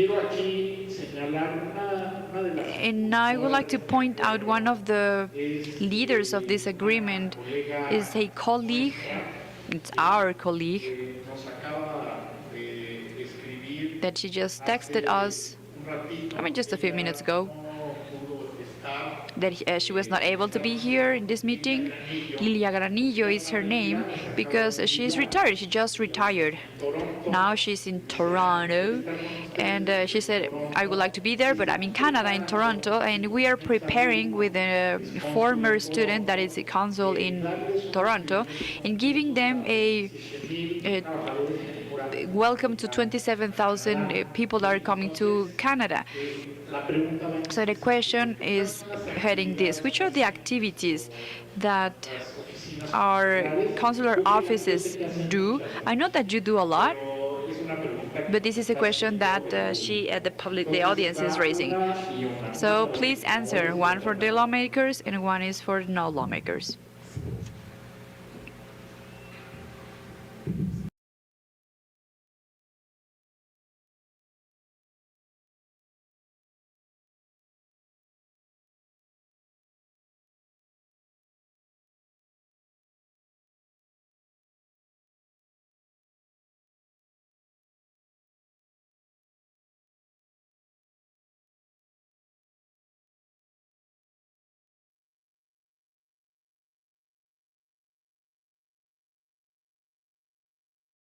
Or emphasis as a national party, and it is very common. Even myself, once I went to some activities with the consul des Muñoz Ledo in Toronto, so we were part of it. The Day of Dead has been taken a very important place. They are very interesting cultural spaces. Interested in Washington, we have, for instance, the there's a house where our president visited with incredible murals. And there is a lot of, I mean, it's a great opportunity for our artists in regards of the consular system. We don't only have the offices of consuls, but also we have houses of culture from our country in North American territory and in the world in general, but specifically this love that they have for our indigenous expressions, for their art, for their culture. It is being a very big window, especially what is our consular system in the United States. And also in Canada. I mean, all over the world, but specifically emphasizing North America. Gracias, Alejandro. Thank you, Alejandro. Well, thank you. I think that this is actually a great question because, yes, indeed, the job that we've been doing during the last years, because we always when a migrant cross the border is not only it by one, I mean, on only one person. Specifically in the case of Mexico, there's a lot of culture that is crossing, that it actually grows when they're in the States. And correct me if I'm not wrong, the size of the celebration that you were mentioning at the Day of Dead in Hollywood Forever, I mean, it is a very huge cemetery graveyard in which it integrates a lot of people that gives them the chance to have some altars, three Mexican groups of rock playing simultaneously, and that gives them the idea of the size of the place, of the graveyard where it took place, and all the queues that they have to do. Tickets are not cheap, and that is an example of how in the United States the Mexican culture is alive with the flavor of the United States, but with a big feeling of what our traditions are. In New York, for instance, what is happening in the Rockefeller Center, where these big pieces of Catrinas that are celebrates the Day of the Dead. In Holland, for instance, in the Netherlands, what they're doing with this type of similar things that we have, like in Trajineras in Xochimilco, that they put some flowers in there. So for us, in the Day of the Dead, it makes us really proud. But one of the most important jobs that I can share with you that we are doing with the representation abroad is bringing or giving a platform to our artists, and the artists that are new, or those that gave a big step that not necessarily are going to be presented in the big institutions of culture, or maybe that we're not going to be able to see them. Maybe we're not going to see them in MOLA, or we're not going to see them in galleries, but they have great quality and they deserve to be seen. So in this sense, Image just finished and it's still promoting a tour through 21 councils in the U.S., which is called Migrant Heart, done by Mexican artists or with Mexican origin in the U.S., who had the opportunity to have these spaces to show their art and be widely appreciated. They closed their tour in Los Pinos here in Mexico City with a very great success. Towards the end of last year, in December, we gathered a group of women in the entertainment business, in cinema, because you know the great difficulties for women to build a career. I'm not gonna go into detail about that. But we brought to Mexico people, women dedicated to the cinema industry from Europe, Asia, US, and currently they are working in a project, in a film, working with a great Mexican director, women. So I would like to mention that just to keep promoting Mexico, which is a great power in the cultural area. Maybe we are not great athletes, but I think country hardly goes as deep as us culturally, and the work is to represent it, and second, to have a platform or space for the creators in other countries and also in Mexico, so they can work together and bring something to the cultural richness of our country.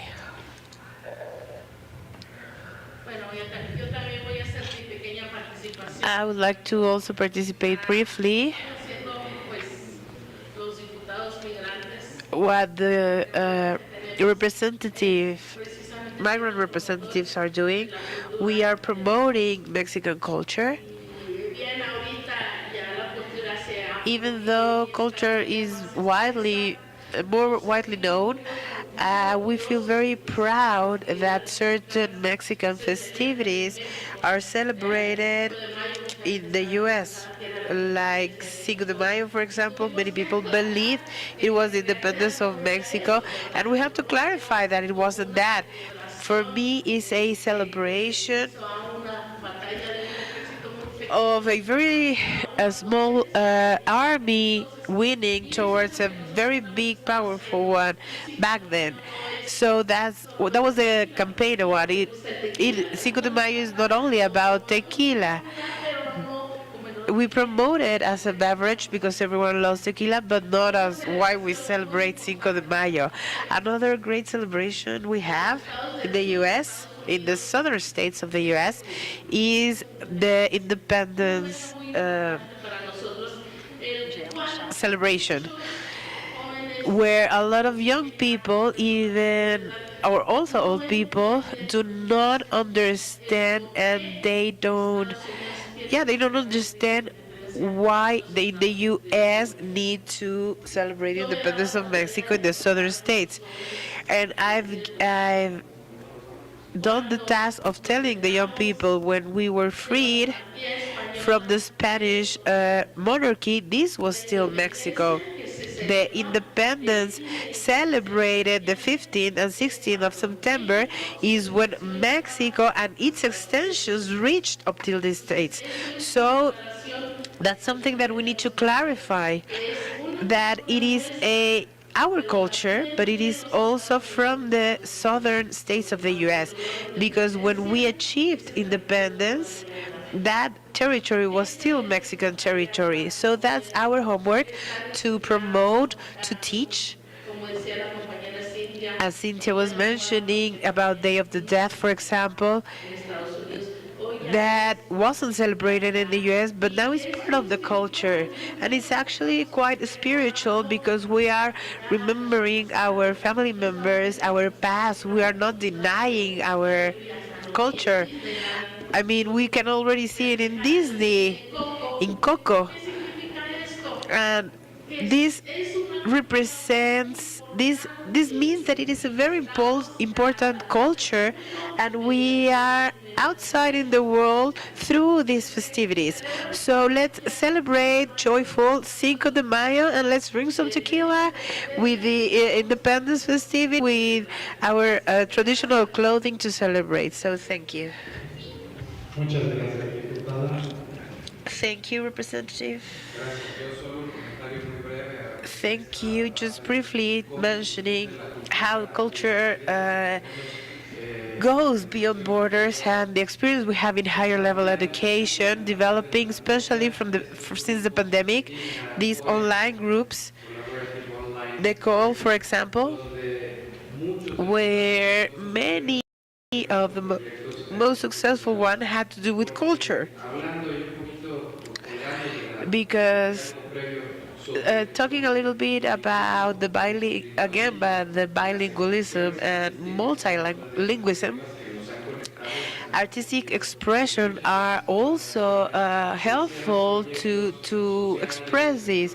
So there was idea to have these many projects connecting our students with other countries. So for these expressions and a little bit about what we mentioned before, how migration is not only taking their family, but as Cynthia mentions, they bring with them traditions, history.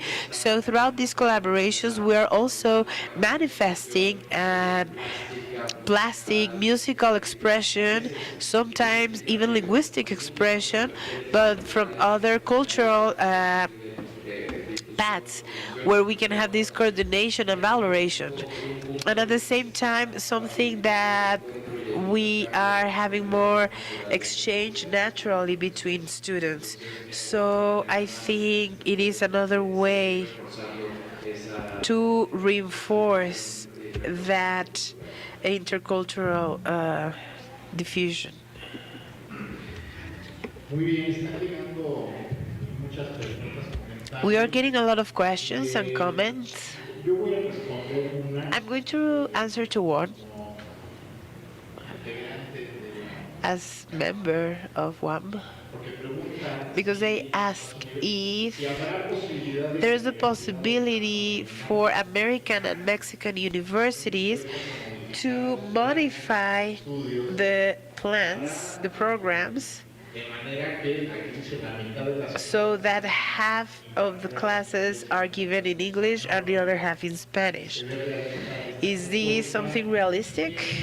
Yo creo que es interesante I think it is interesting, and I want to point out. I think in Mexico we have a lot of bias about this.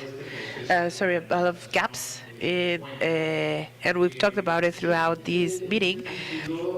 In that sense, we are very sober. It is an idea that is there, but it's not that we're not interested. The programs in the WAM started to be improved 15 years ago. 15 years, what I said before, that no one talked a lot, nobody speak another language was almost absolute. There was a lot, very few people, only those in private schools, but since these mobility programs, we have achieved that part of the students go into a second language, not only English, because mobility is wider than that. I believe we still need to reinforce this matter of the multilingualism, and in many parts, in many of our bachelors, for example, the requirement of an additional language is for the to get the degree, but it's actually a very basic level of another language. And the impression that I have is that unfortunately this is just a formal requirement. It hasn't been shown or proved that learning another language enriches your vision of the world, because at the end languages represent a vision of the world from the culture they come from. So I think it is very important to introduce this idea in Azcapotzalco. We've talked about it with our people of foreign languages, and we've talked that an additional language to the language tongue, mother tongue, sorry, should be fundamental for the students. How feasible is this? Well, I think that now is not very feasible, but I believe that we can start working. We have to start working on it, because we need to see the need of knowing another language as part of the training. The clearer example is European Union, from educational agreements, exchange, validations, and equivalents. These famous programs, Erasmus, like Erasmus, it is very interesting because you actually know people 25, 26 years old that already speak 3, even 4 languages. Why? Because they have this mobility. So without so much ambition in this huge region of 170 million Mexicans and a border that is English and Spanish border, I believe that we can see it as a strategic objective. Following with this, there's a very interesting comment that we pointed out. They say in California we have very big population of indigenous communities that don't speak Spanish. This is also a problem. Why? Because we talk about bilingualism, but here we need to talk about multilingualism because they speak a native tongue, a native language, and we also need to take care of English and Spanish. And I'm going to tell you a story. 15 years ago, I traveled to New York with my kids. They were little. And they were very excited because they were going to practice their English. So we got to New York and they never had the chance to talk in English. And the most beautiful thing about that trip was that at the time we were at a pizza parlor, and those in the pizza parlor were from Puebla. But actually, they didn't speak Spanish. They talked English, but not a very good English. They actually talked Otomi. So it was a huge impact because there you see that actually the mirror of the multiculturalism is very complex and very rich. I'm going to ask you a direct question that I received. Congressman Eduardo already gave some details about the initiative on one-on-one. So the question is for our representatives from Mexico. And the question is, would you be interested in having a meeting to talk about how can you develop a counter proposal to the one being developed in California? And how could you move forward in this line? It is interesting because this proposal, one-on-one, what I understand that proposes is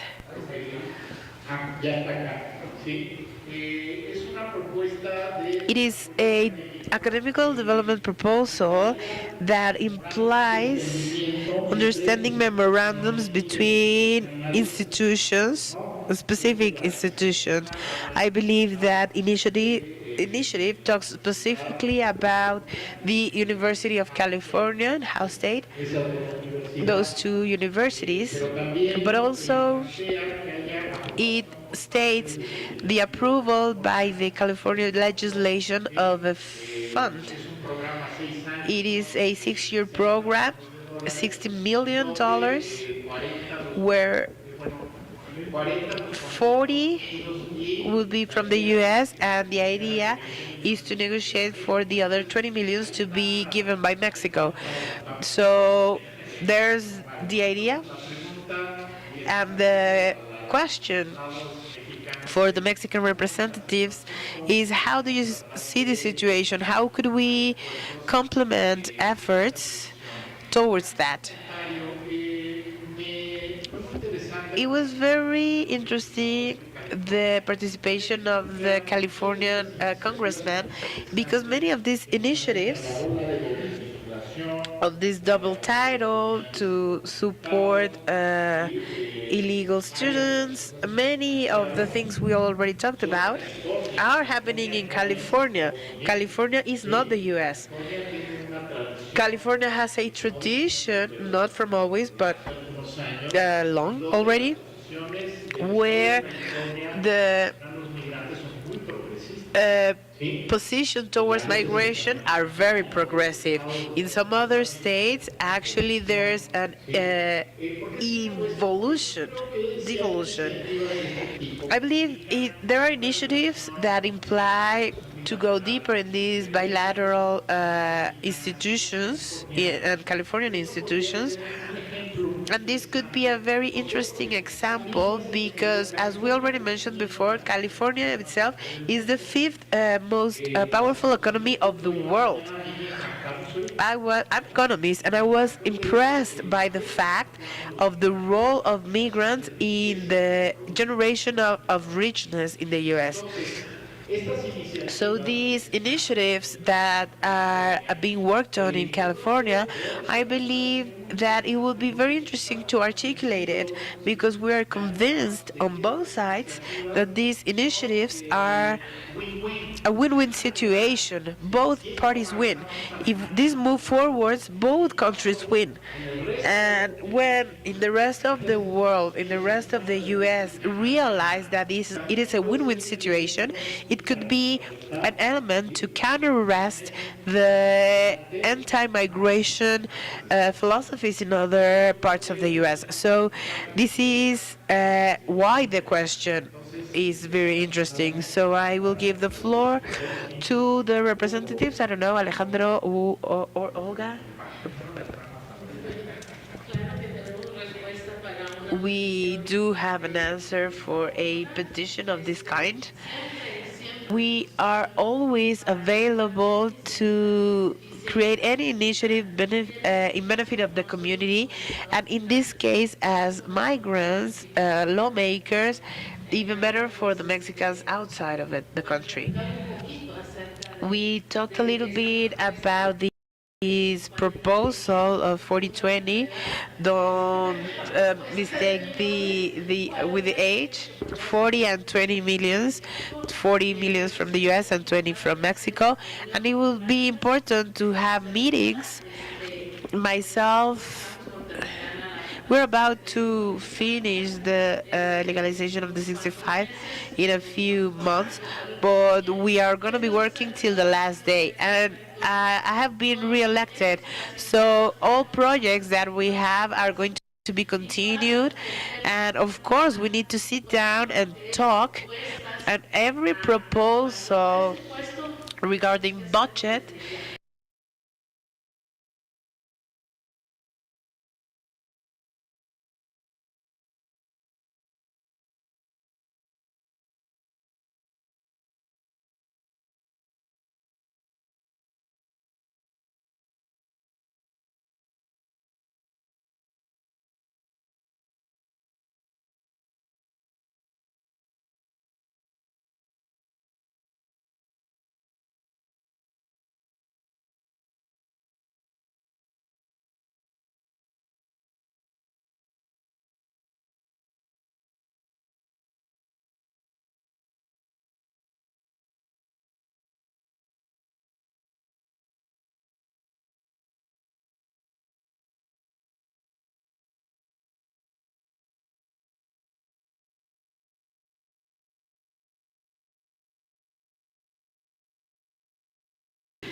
of opportunities.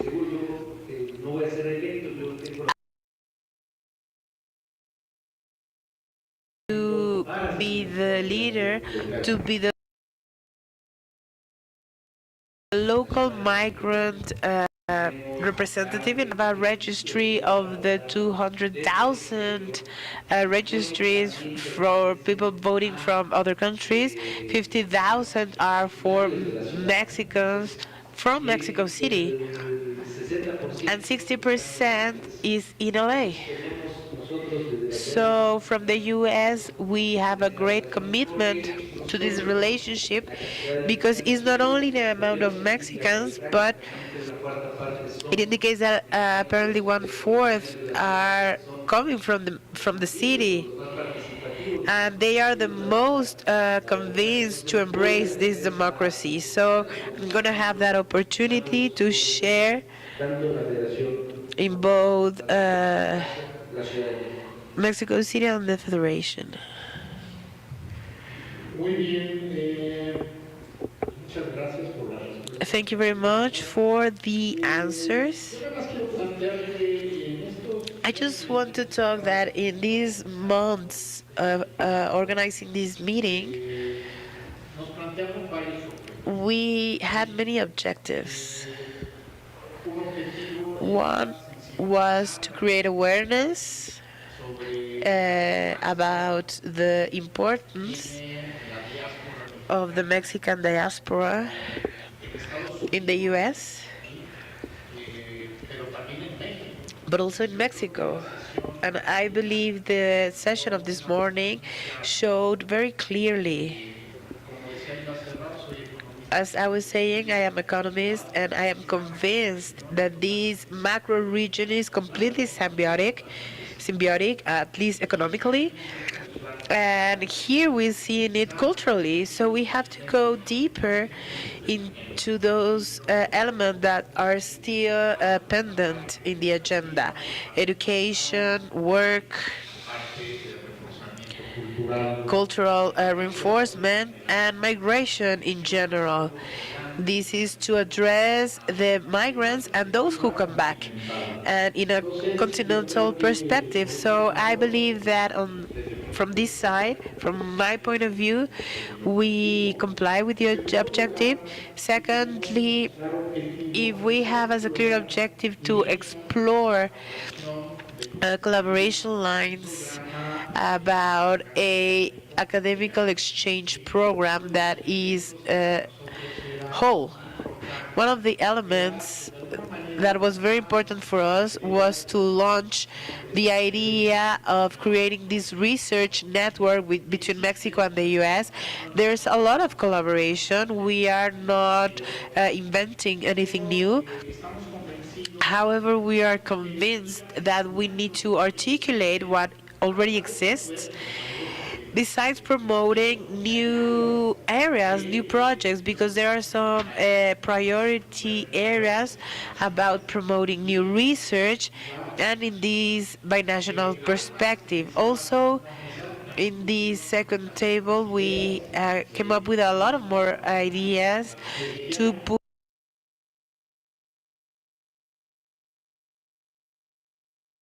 push a integral strategy in the long term. We're going to have a lot of homework to review the videos, and we are committed to create a type of agenda from what has come up to send it to all assistants. Even if it comes from a specific agreement between WAM and the Centro Estudios Mexico California, it's inclusive for all of us here. The third point, and it has to do with this question, is a third level of the agenda that we were really interested in: the awareness about the government power structures, the legal system, the executive power in the case of Mexico. And I believe it has been clarifying this last discussion. I'm going to the end of this discussion.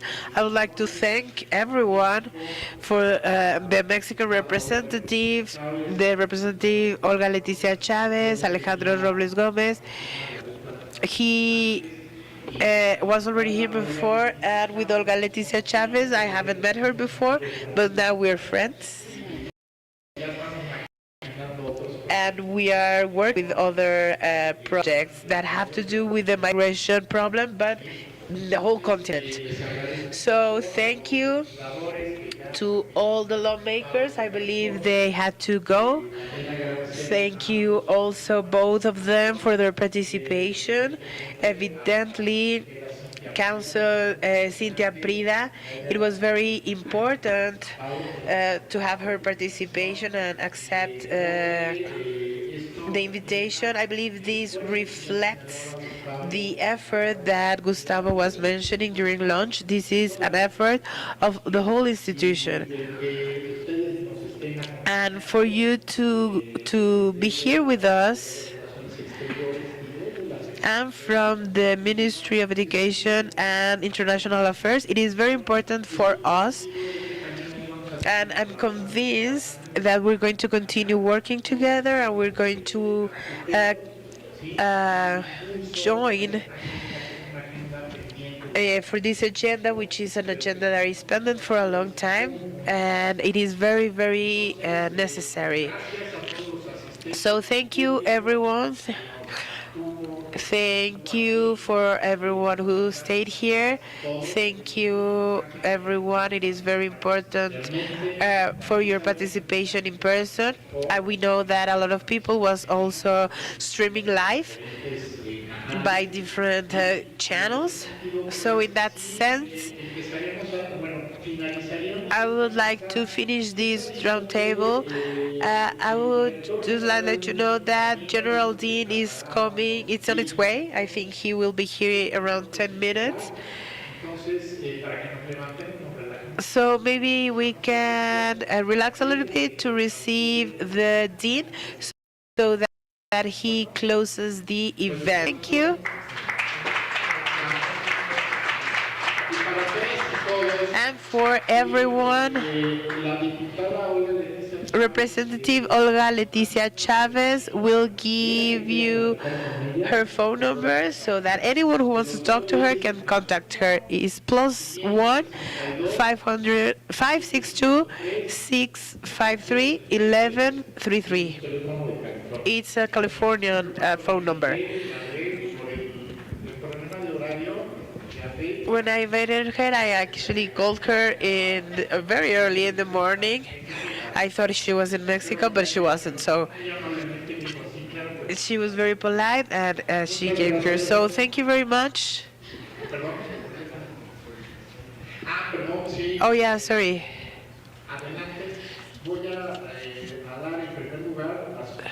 I'm going to give the recognitions.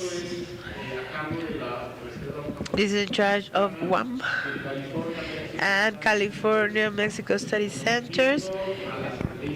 To Assemblyman Eduardo Garcia is going to be sent.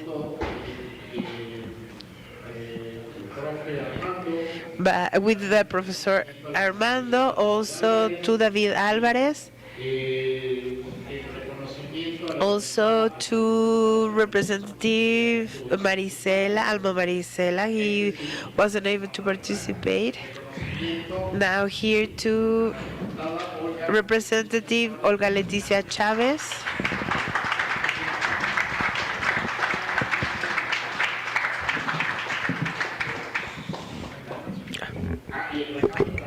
And also the President have a gift.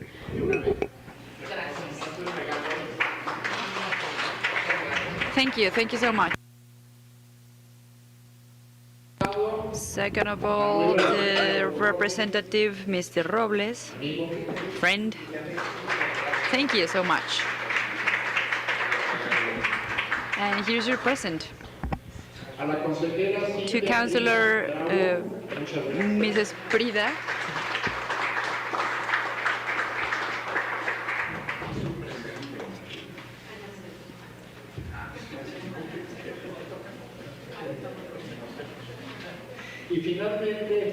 And last but not least, Mr. Professor Enrique Cu.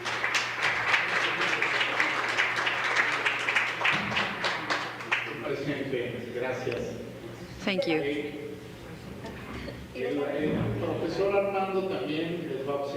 And Professor Armando is also going to give to you a present.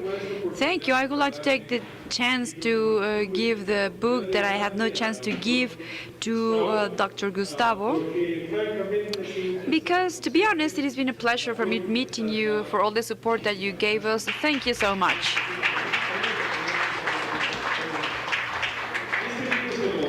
And this book was dedicated to the subsecretary. And I ask you, please, Enrique, to give that book to him. And I also will give one to you. Thank you very much. Thanks so much for being with us. And I know how subsecretaries are in this field. Thank you. Thank you so much, Armando. And in the same way, Universidad Autónoma Metropolitana and the California Mexico Study Center gives the recognition to Dr. Abelardo Mariña Flores for his participation as a moderator of Table Round 4 with policies of support to cooperation, academics, agreements, institutionally, nationally, and binational legal support in the binational meeting of Academic Cooperation California, Mexico, carried out in Centro Cultural Casa del Tiempo, taken out virtually and physically. Mexico City, February 23rd, 2024.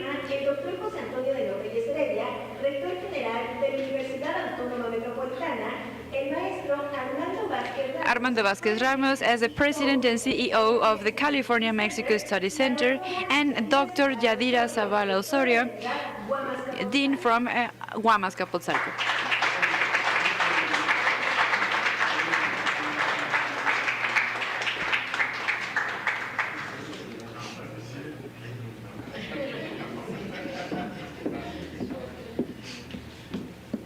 Muy bien, pues entonces procedemos a... Okay, so now we continue. We have our dean here, Mr. José Antonio de los Reyes. So we will continue with the closure of this meeting. Just give us a couple of minutes, please. Thank you. So we would like to thank the panel and its moderator for their participation, as our audience and their participation. Before we continue towards our closure ceremony, we ask the participants to remain seated while we do a brief commercial to adjust the presidium. Thank you.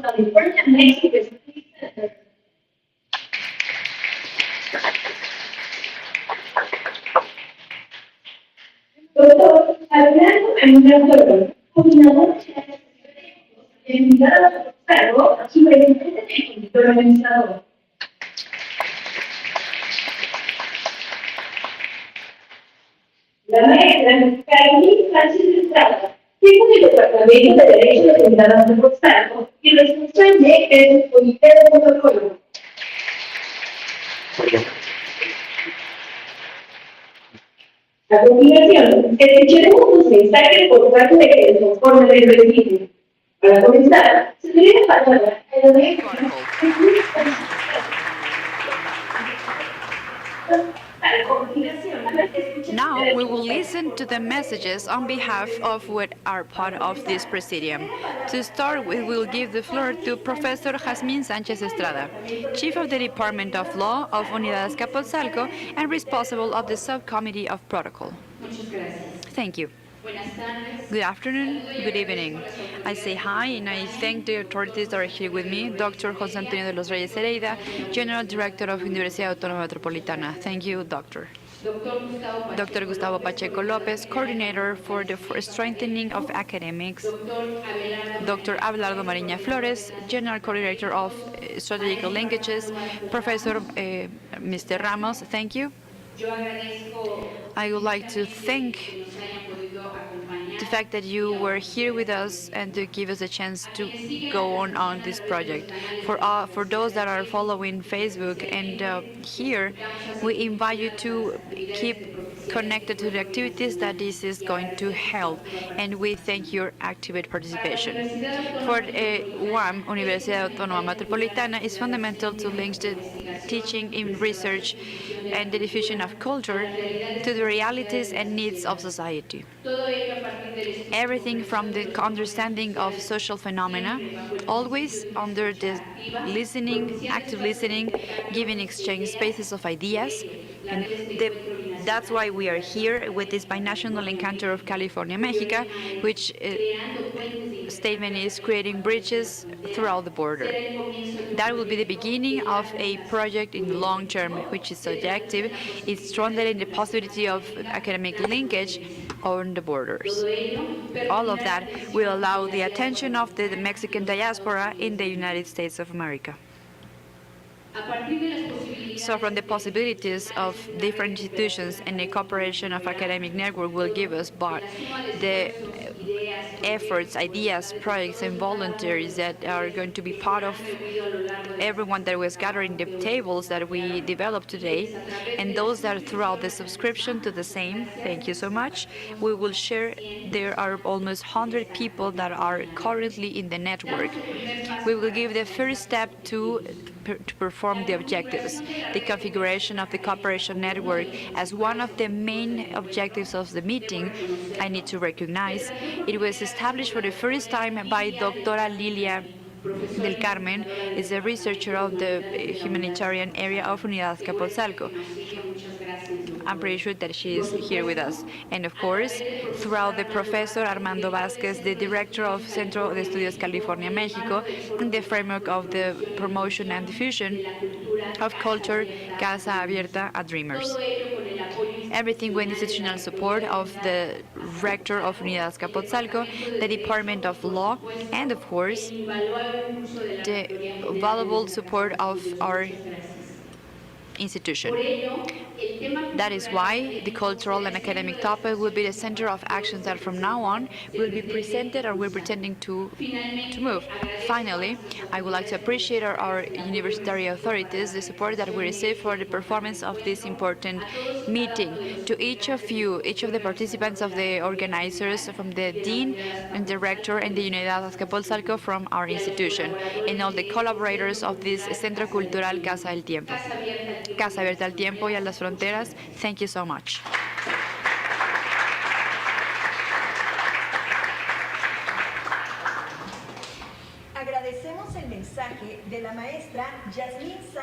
We thank the speech of our dear Professor Jasmine. Now we will give the floor to Dr. Abelardo Mariña Flores, the coordinator of Strategic Linkages of Unidad Azcapotzalco and president of the organizer committee. Good evening to everyone here once again.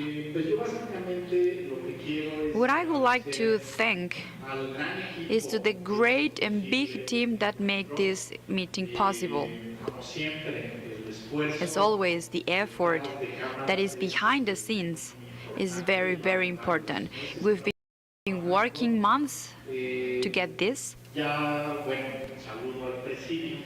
Well, I won't repeat the names of my colleagues here, but I would like to highlight the effort and the initiatives and the ideas of Dr. Lilia. Without them, we wouldn't be here. She's always creating and having ideas, and she's always giving us a lot of job because of the good ideas that she has. The organizer committee of UAM Azcapotzalco,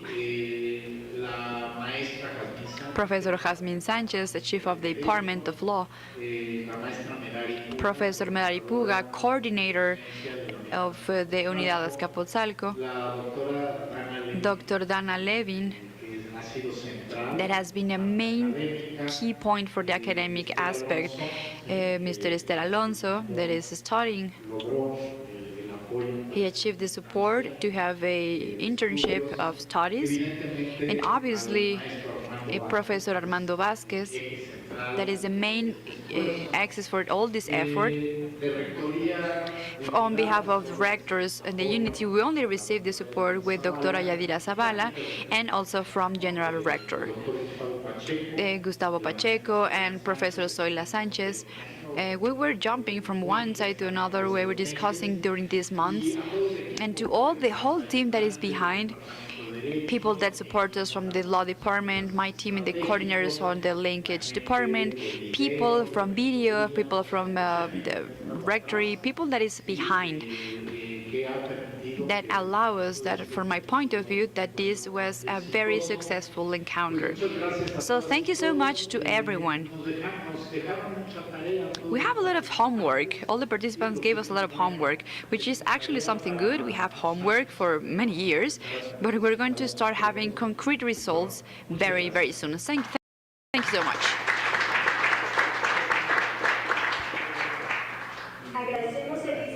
Thank you for the speech of Dr. Abelardo Mariña Flores. Now we will give the floor to Dr. Vasquez Ramos, CEO of California-Mexico Study Center. Thank you so much. Humbly, I would like to thank you, the institution, the director, Mr. De Los Reyes, and all the team that was already mentioned, because as I said during the meeting in the morning, this is the beginning of something that I do believe that we're going beyond, not only putting the seed, we have the commitment of Dr. Enrique Murillo of follow up this day with a summit on Friday, 27th of September on the campus of Cal State San Bernardino, in which he is also going to do he's going to gather us, and hopefully we're going to have more participation from the lawmakers from both sides, and as well those that are aware or becoming aware of this priority of the importance of the academic exchange that didn't exist between the states of California and Mexico. And also because of the effort that we've been doing throughout the lawmaker, Mr. Eduardo Garcia, lawmaker, Mr. David Alvarez, but also that we are expecting to start with this legal process with the representatives, migrant representatives, and the leadership of the different commissions in order to promote the idea of having an initiative that is going to be the counterpart of what is going to be promoting in California. Thank you so much. It is a great pleasure to meet you, and especially I would like to thank the team that make this possible, a very successful event. Thank you.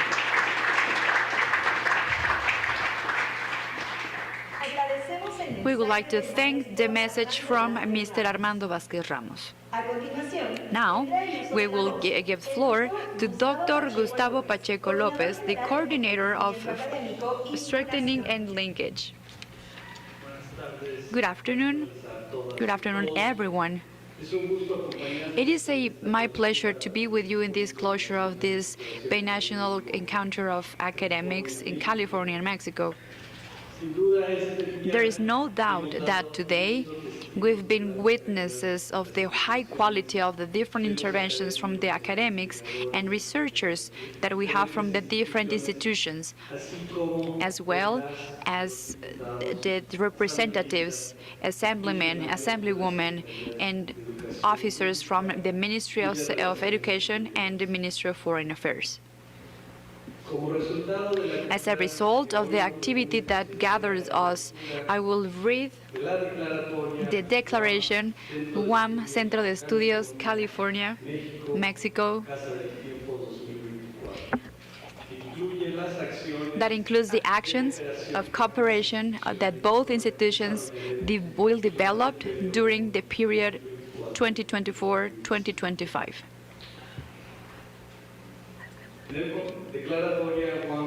This is the CMSC-UAM Statement, Casa del Tiempo, 2024.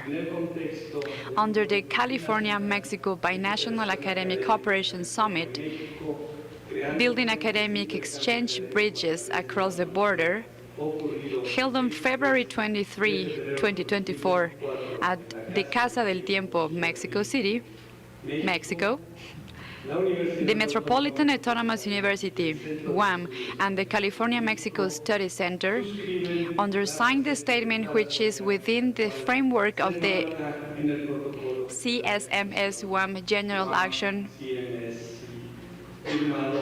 Protocol signed on April 2023. Ambas instituciones expresan su compromiso para promover la cooperación y colaboración en temas de docencia, investigación y cultura entre California, Estados Unidos y México. En particular, las que se involucran las comunidades universitarias de la UNAM y las instituciones de educación superior pública de California. The cooperation actions during 2024-2025 will include at least 1. The reciprocal exchange of a faculty researcher and a graduate student from UAM and the California Public University. 2. El financiamiento de un proyecto de investigación conjunto UAM-CMCS enfocado a determinar los obstáculos, estrategias, acciones y posibles fuentes de financiamiento necesarios para elaborar un plan de intercambio académico 2024-2030 entre California y México. 3. To explore possibilities for reciprocal exchange of space of representative offices within UAM and California Public. Número 4. La evaluación en un plazo máximo de un año de resultado de estas acciones.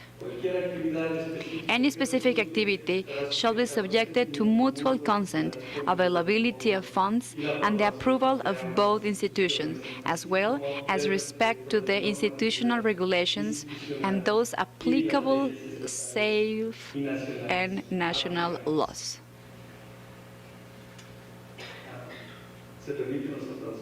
You can give us a round of applause if you want.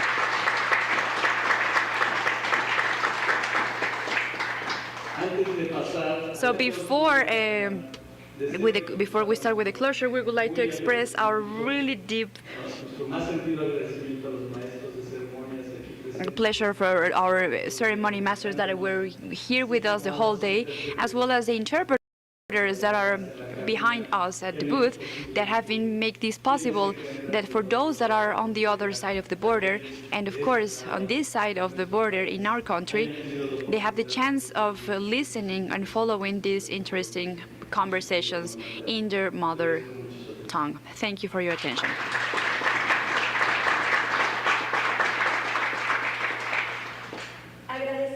We would like to thank the speech of Dr.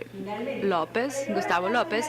In order to take this closure of the event that gathered us today, we will listen to the speech from Dr. José Antonio de los Reyes Hereida, General Rector of Universidad Autónoma Metropolitana.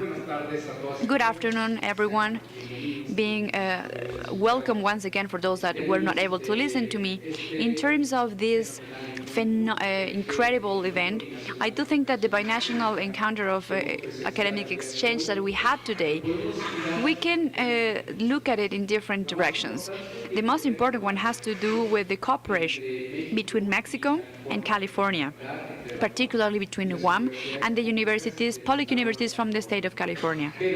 But specifically, you have listened already today throughout the different tables that we, let's say from data, rough data or very important data that were highlighting the progress of a cooperation between both institutions and between both entities, but that they also highlight a number of possibilities of initiatives that can be taken with plans of hopes that are based on the experiences. And we cannot forget the human division, because most of what we created here come from old fights, or maybe not that old fights, that have shown us and that have teach us and yet have given us soul to this encounter that we have. That at the end of the day, I would like to go back to thank you, first of all, to Mr. Vasquez, talking about recognitions and fights. I think that it is fundamental to recognize to those that have been pioneers, and in this same sense, Mr. Armando Vasquez has been a soul of the promotion of this event, along with my colleagues that are here, whether they are here with us in Mexico City specifically, or if they are on Zoom. So I think that we've been here with the testimonies that we all heard, and at the same time we've been creating, using our imagination, with the creativity to think about future actions, such as the ones that we just heard from the declaration that Mr. Pacheco presented to us. I would also like to thank, of course, the organizer committee that is right here. We have Mr. Dr. Pacheco and Dr. Mariña and Dr. Jasmine Chances that has been participated with a wide team that has been coordinated with the team of Mr. Armando Vasquez that are part of this today. One makes a very solid preparation and, of course, the performance of this event. Because we have the presence of great personalities from the legislation world, from the legal world, and I mean the assemblymen and representatives, and also from the governmental sector, with the presence of representatives from this Ministry of Education and the Ministry of Foreign Affairs, and from different organizations, of course, that are linked with the progress of our brothers and sisters that are in the States. And of course, from the academia, in which Guam, among other brothers institutions, that were present here today. I think that that gave shape to an event, to a binational encounter that is willing to have more hours of job, more hours of exchange, and hopefully with this will end up with a very important impact in the life of people that finally I have no doubt about it, that they will have benefits on both sides in the border. And if you allow me, I would like to thank all of you for your attention and your kindness of your presence, either virtually or here in person in Casa del Tiempo, so we can start the closing.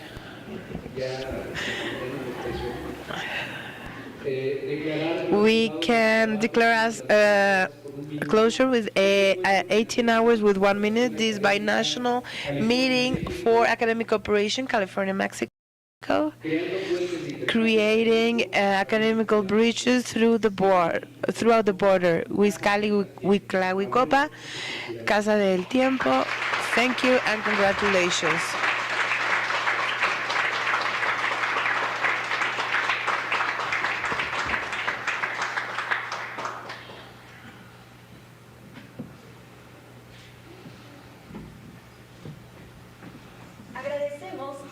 We would like to thank the message of Dr. José Antonio de los Reyes Heredia. We would like to congratulate all those people who were part of this binational meeting and those who participated remotely.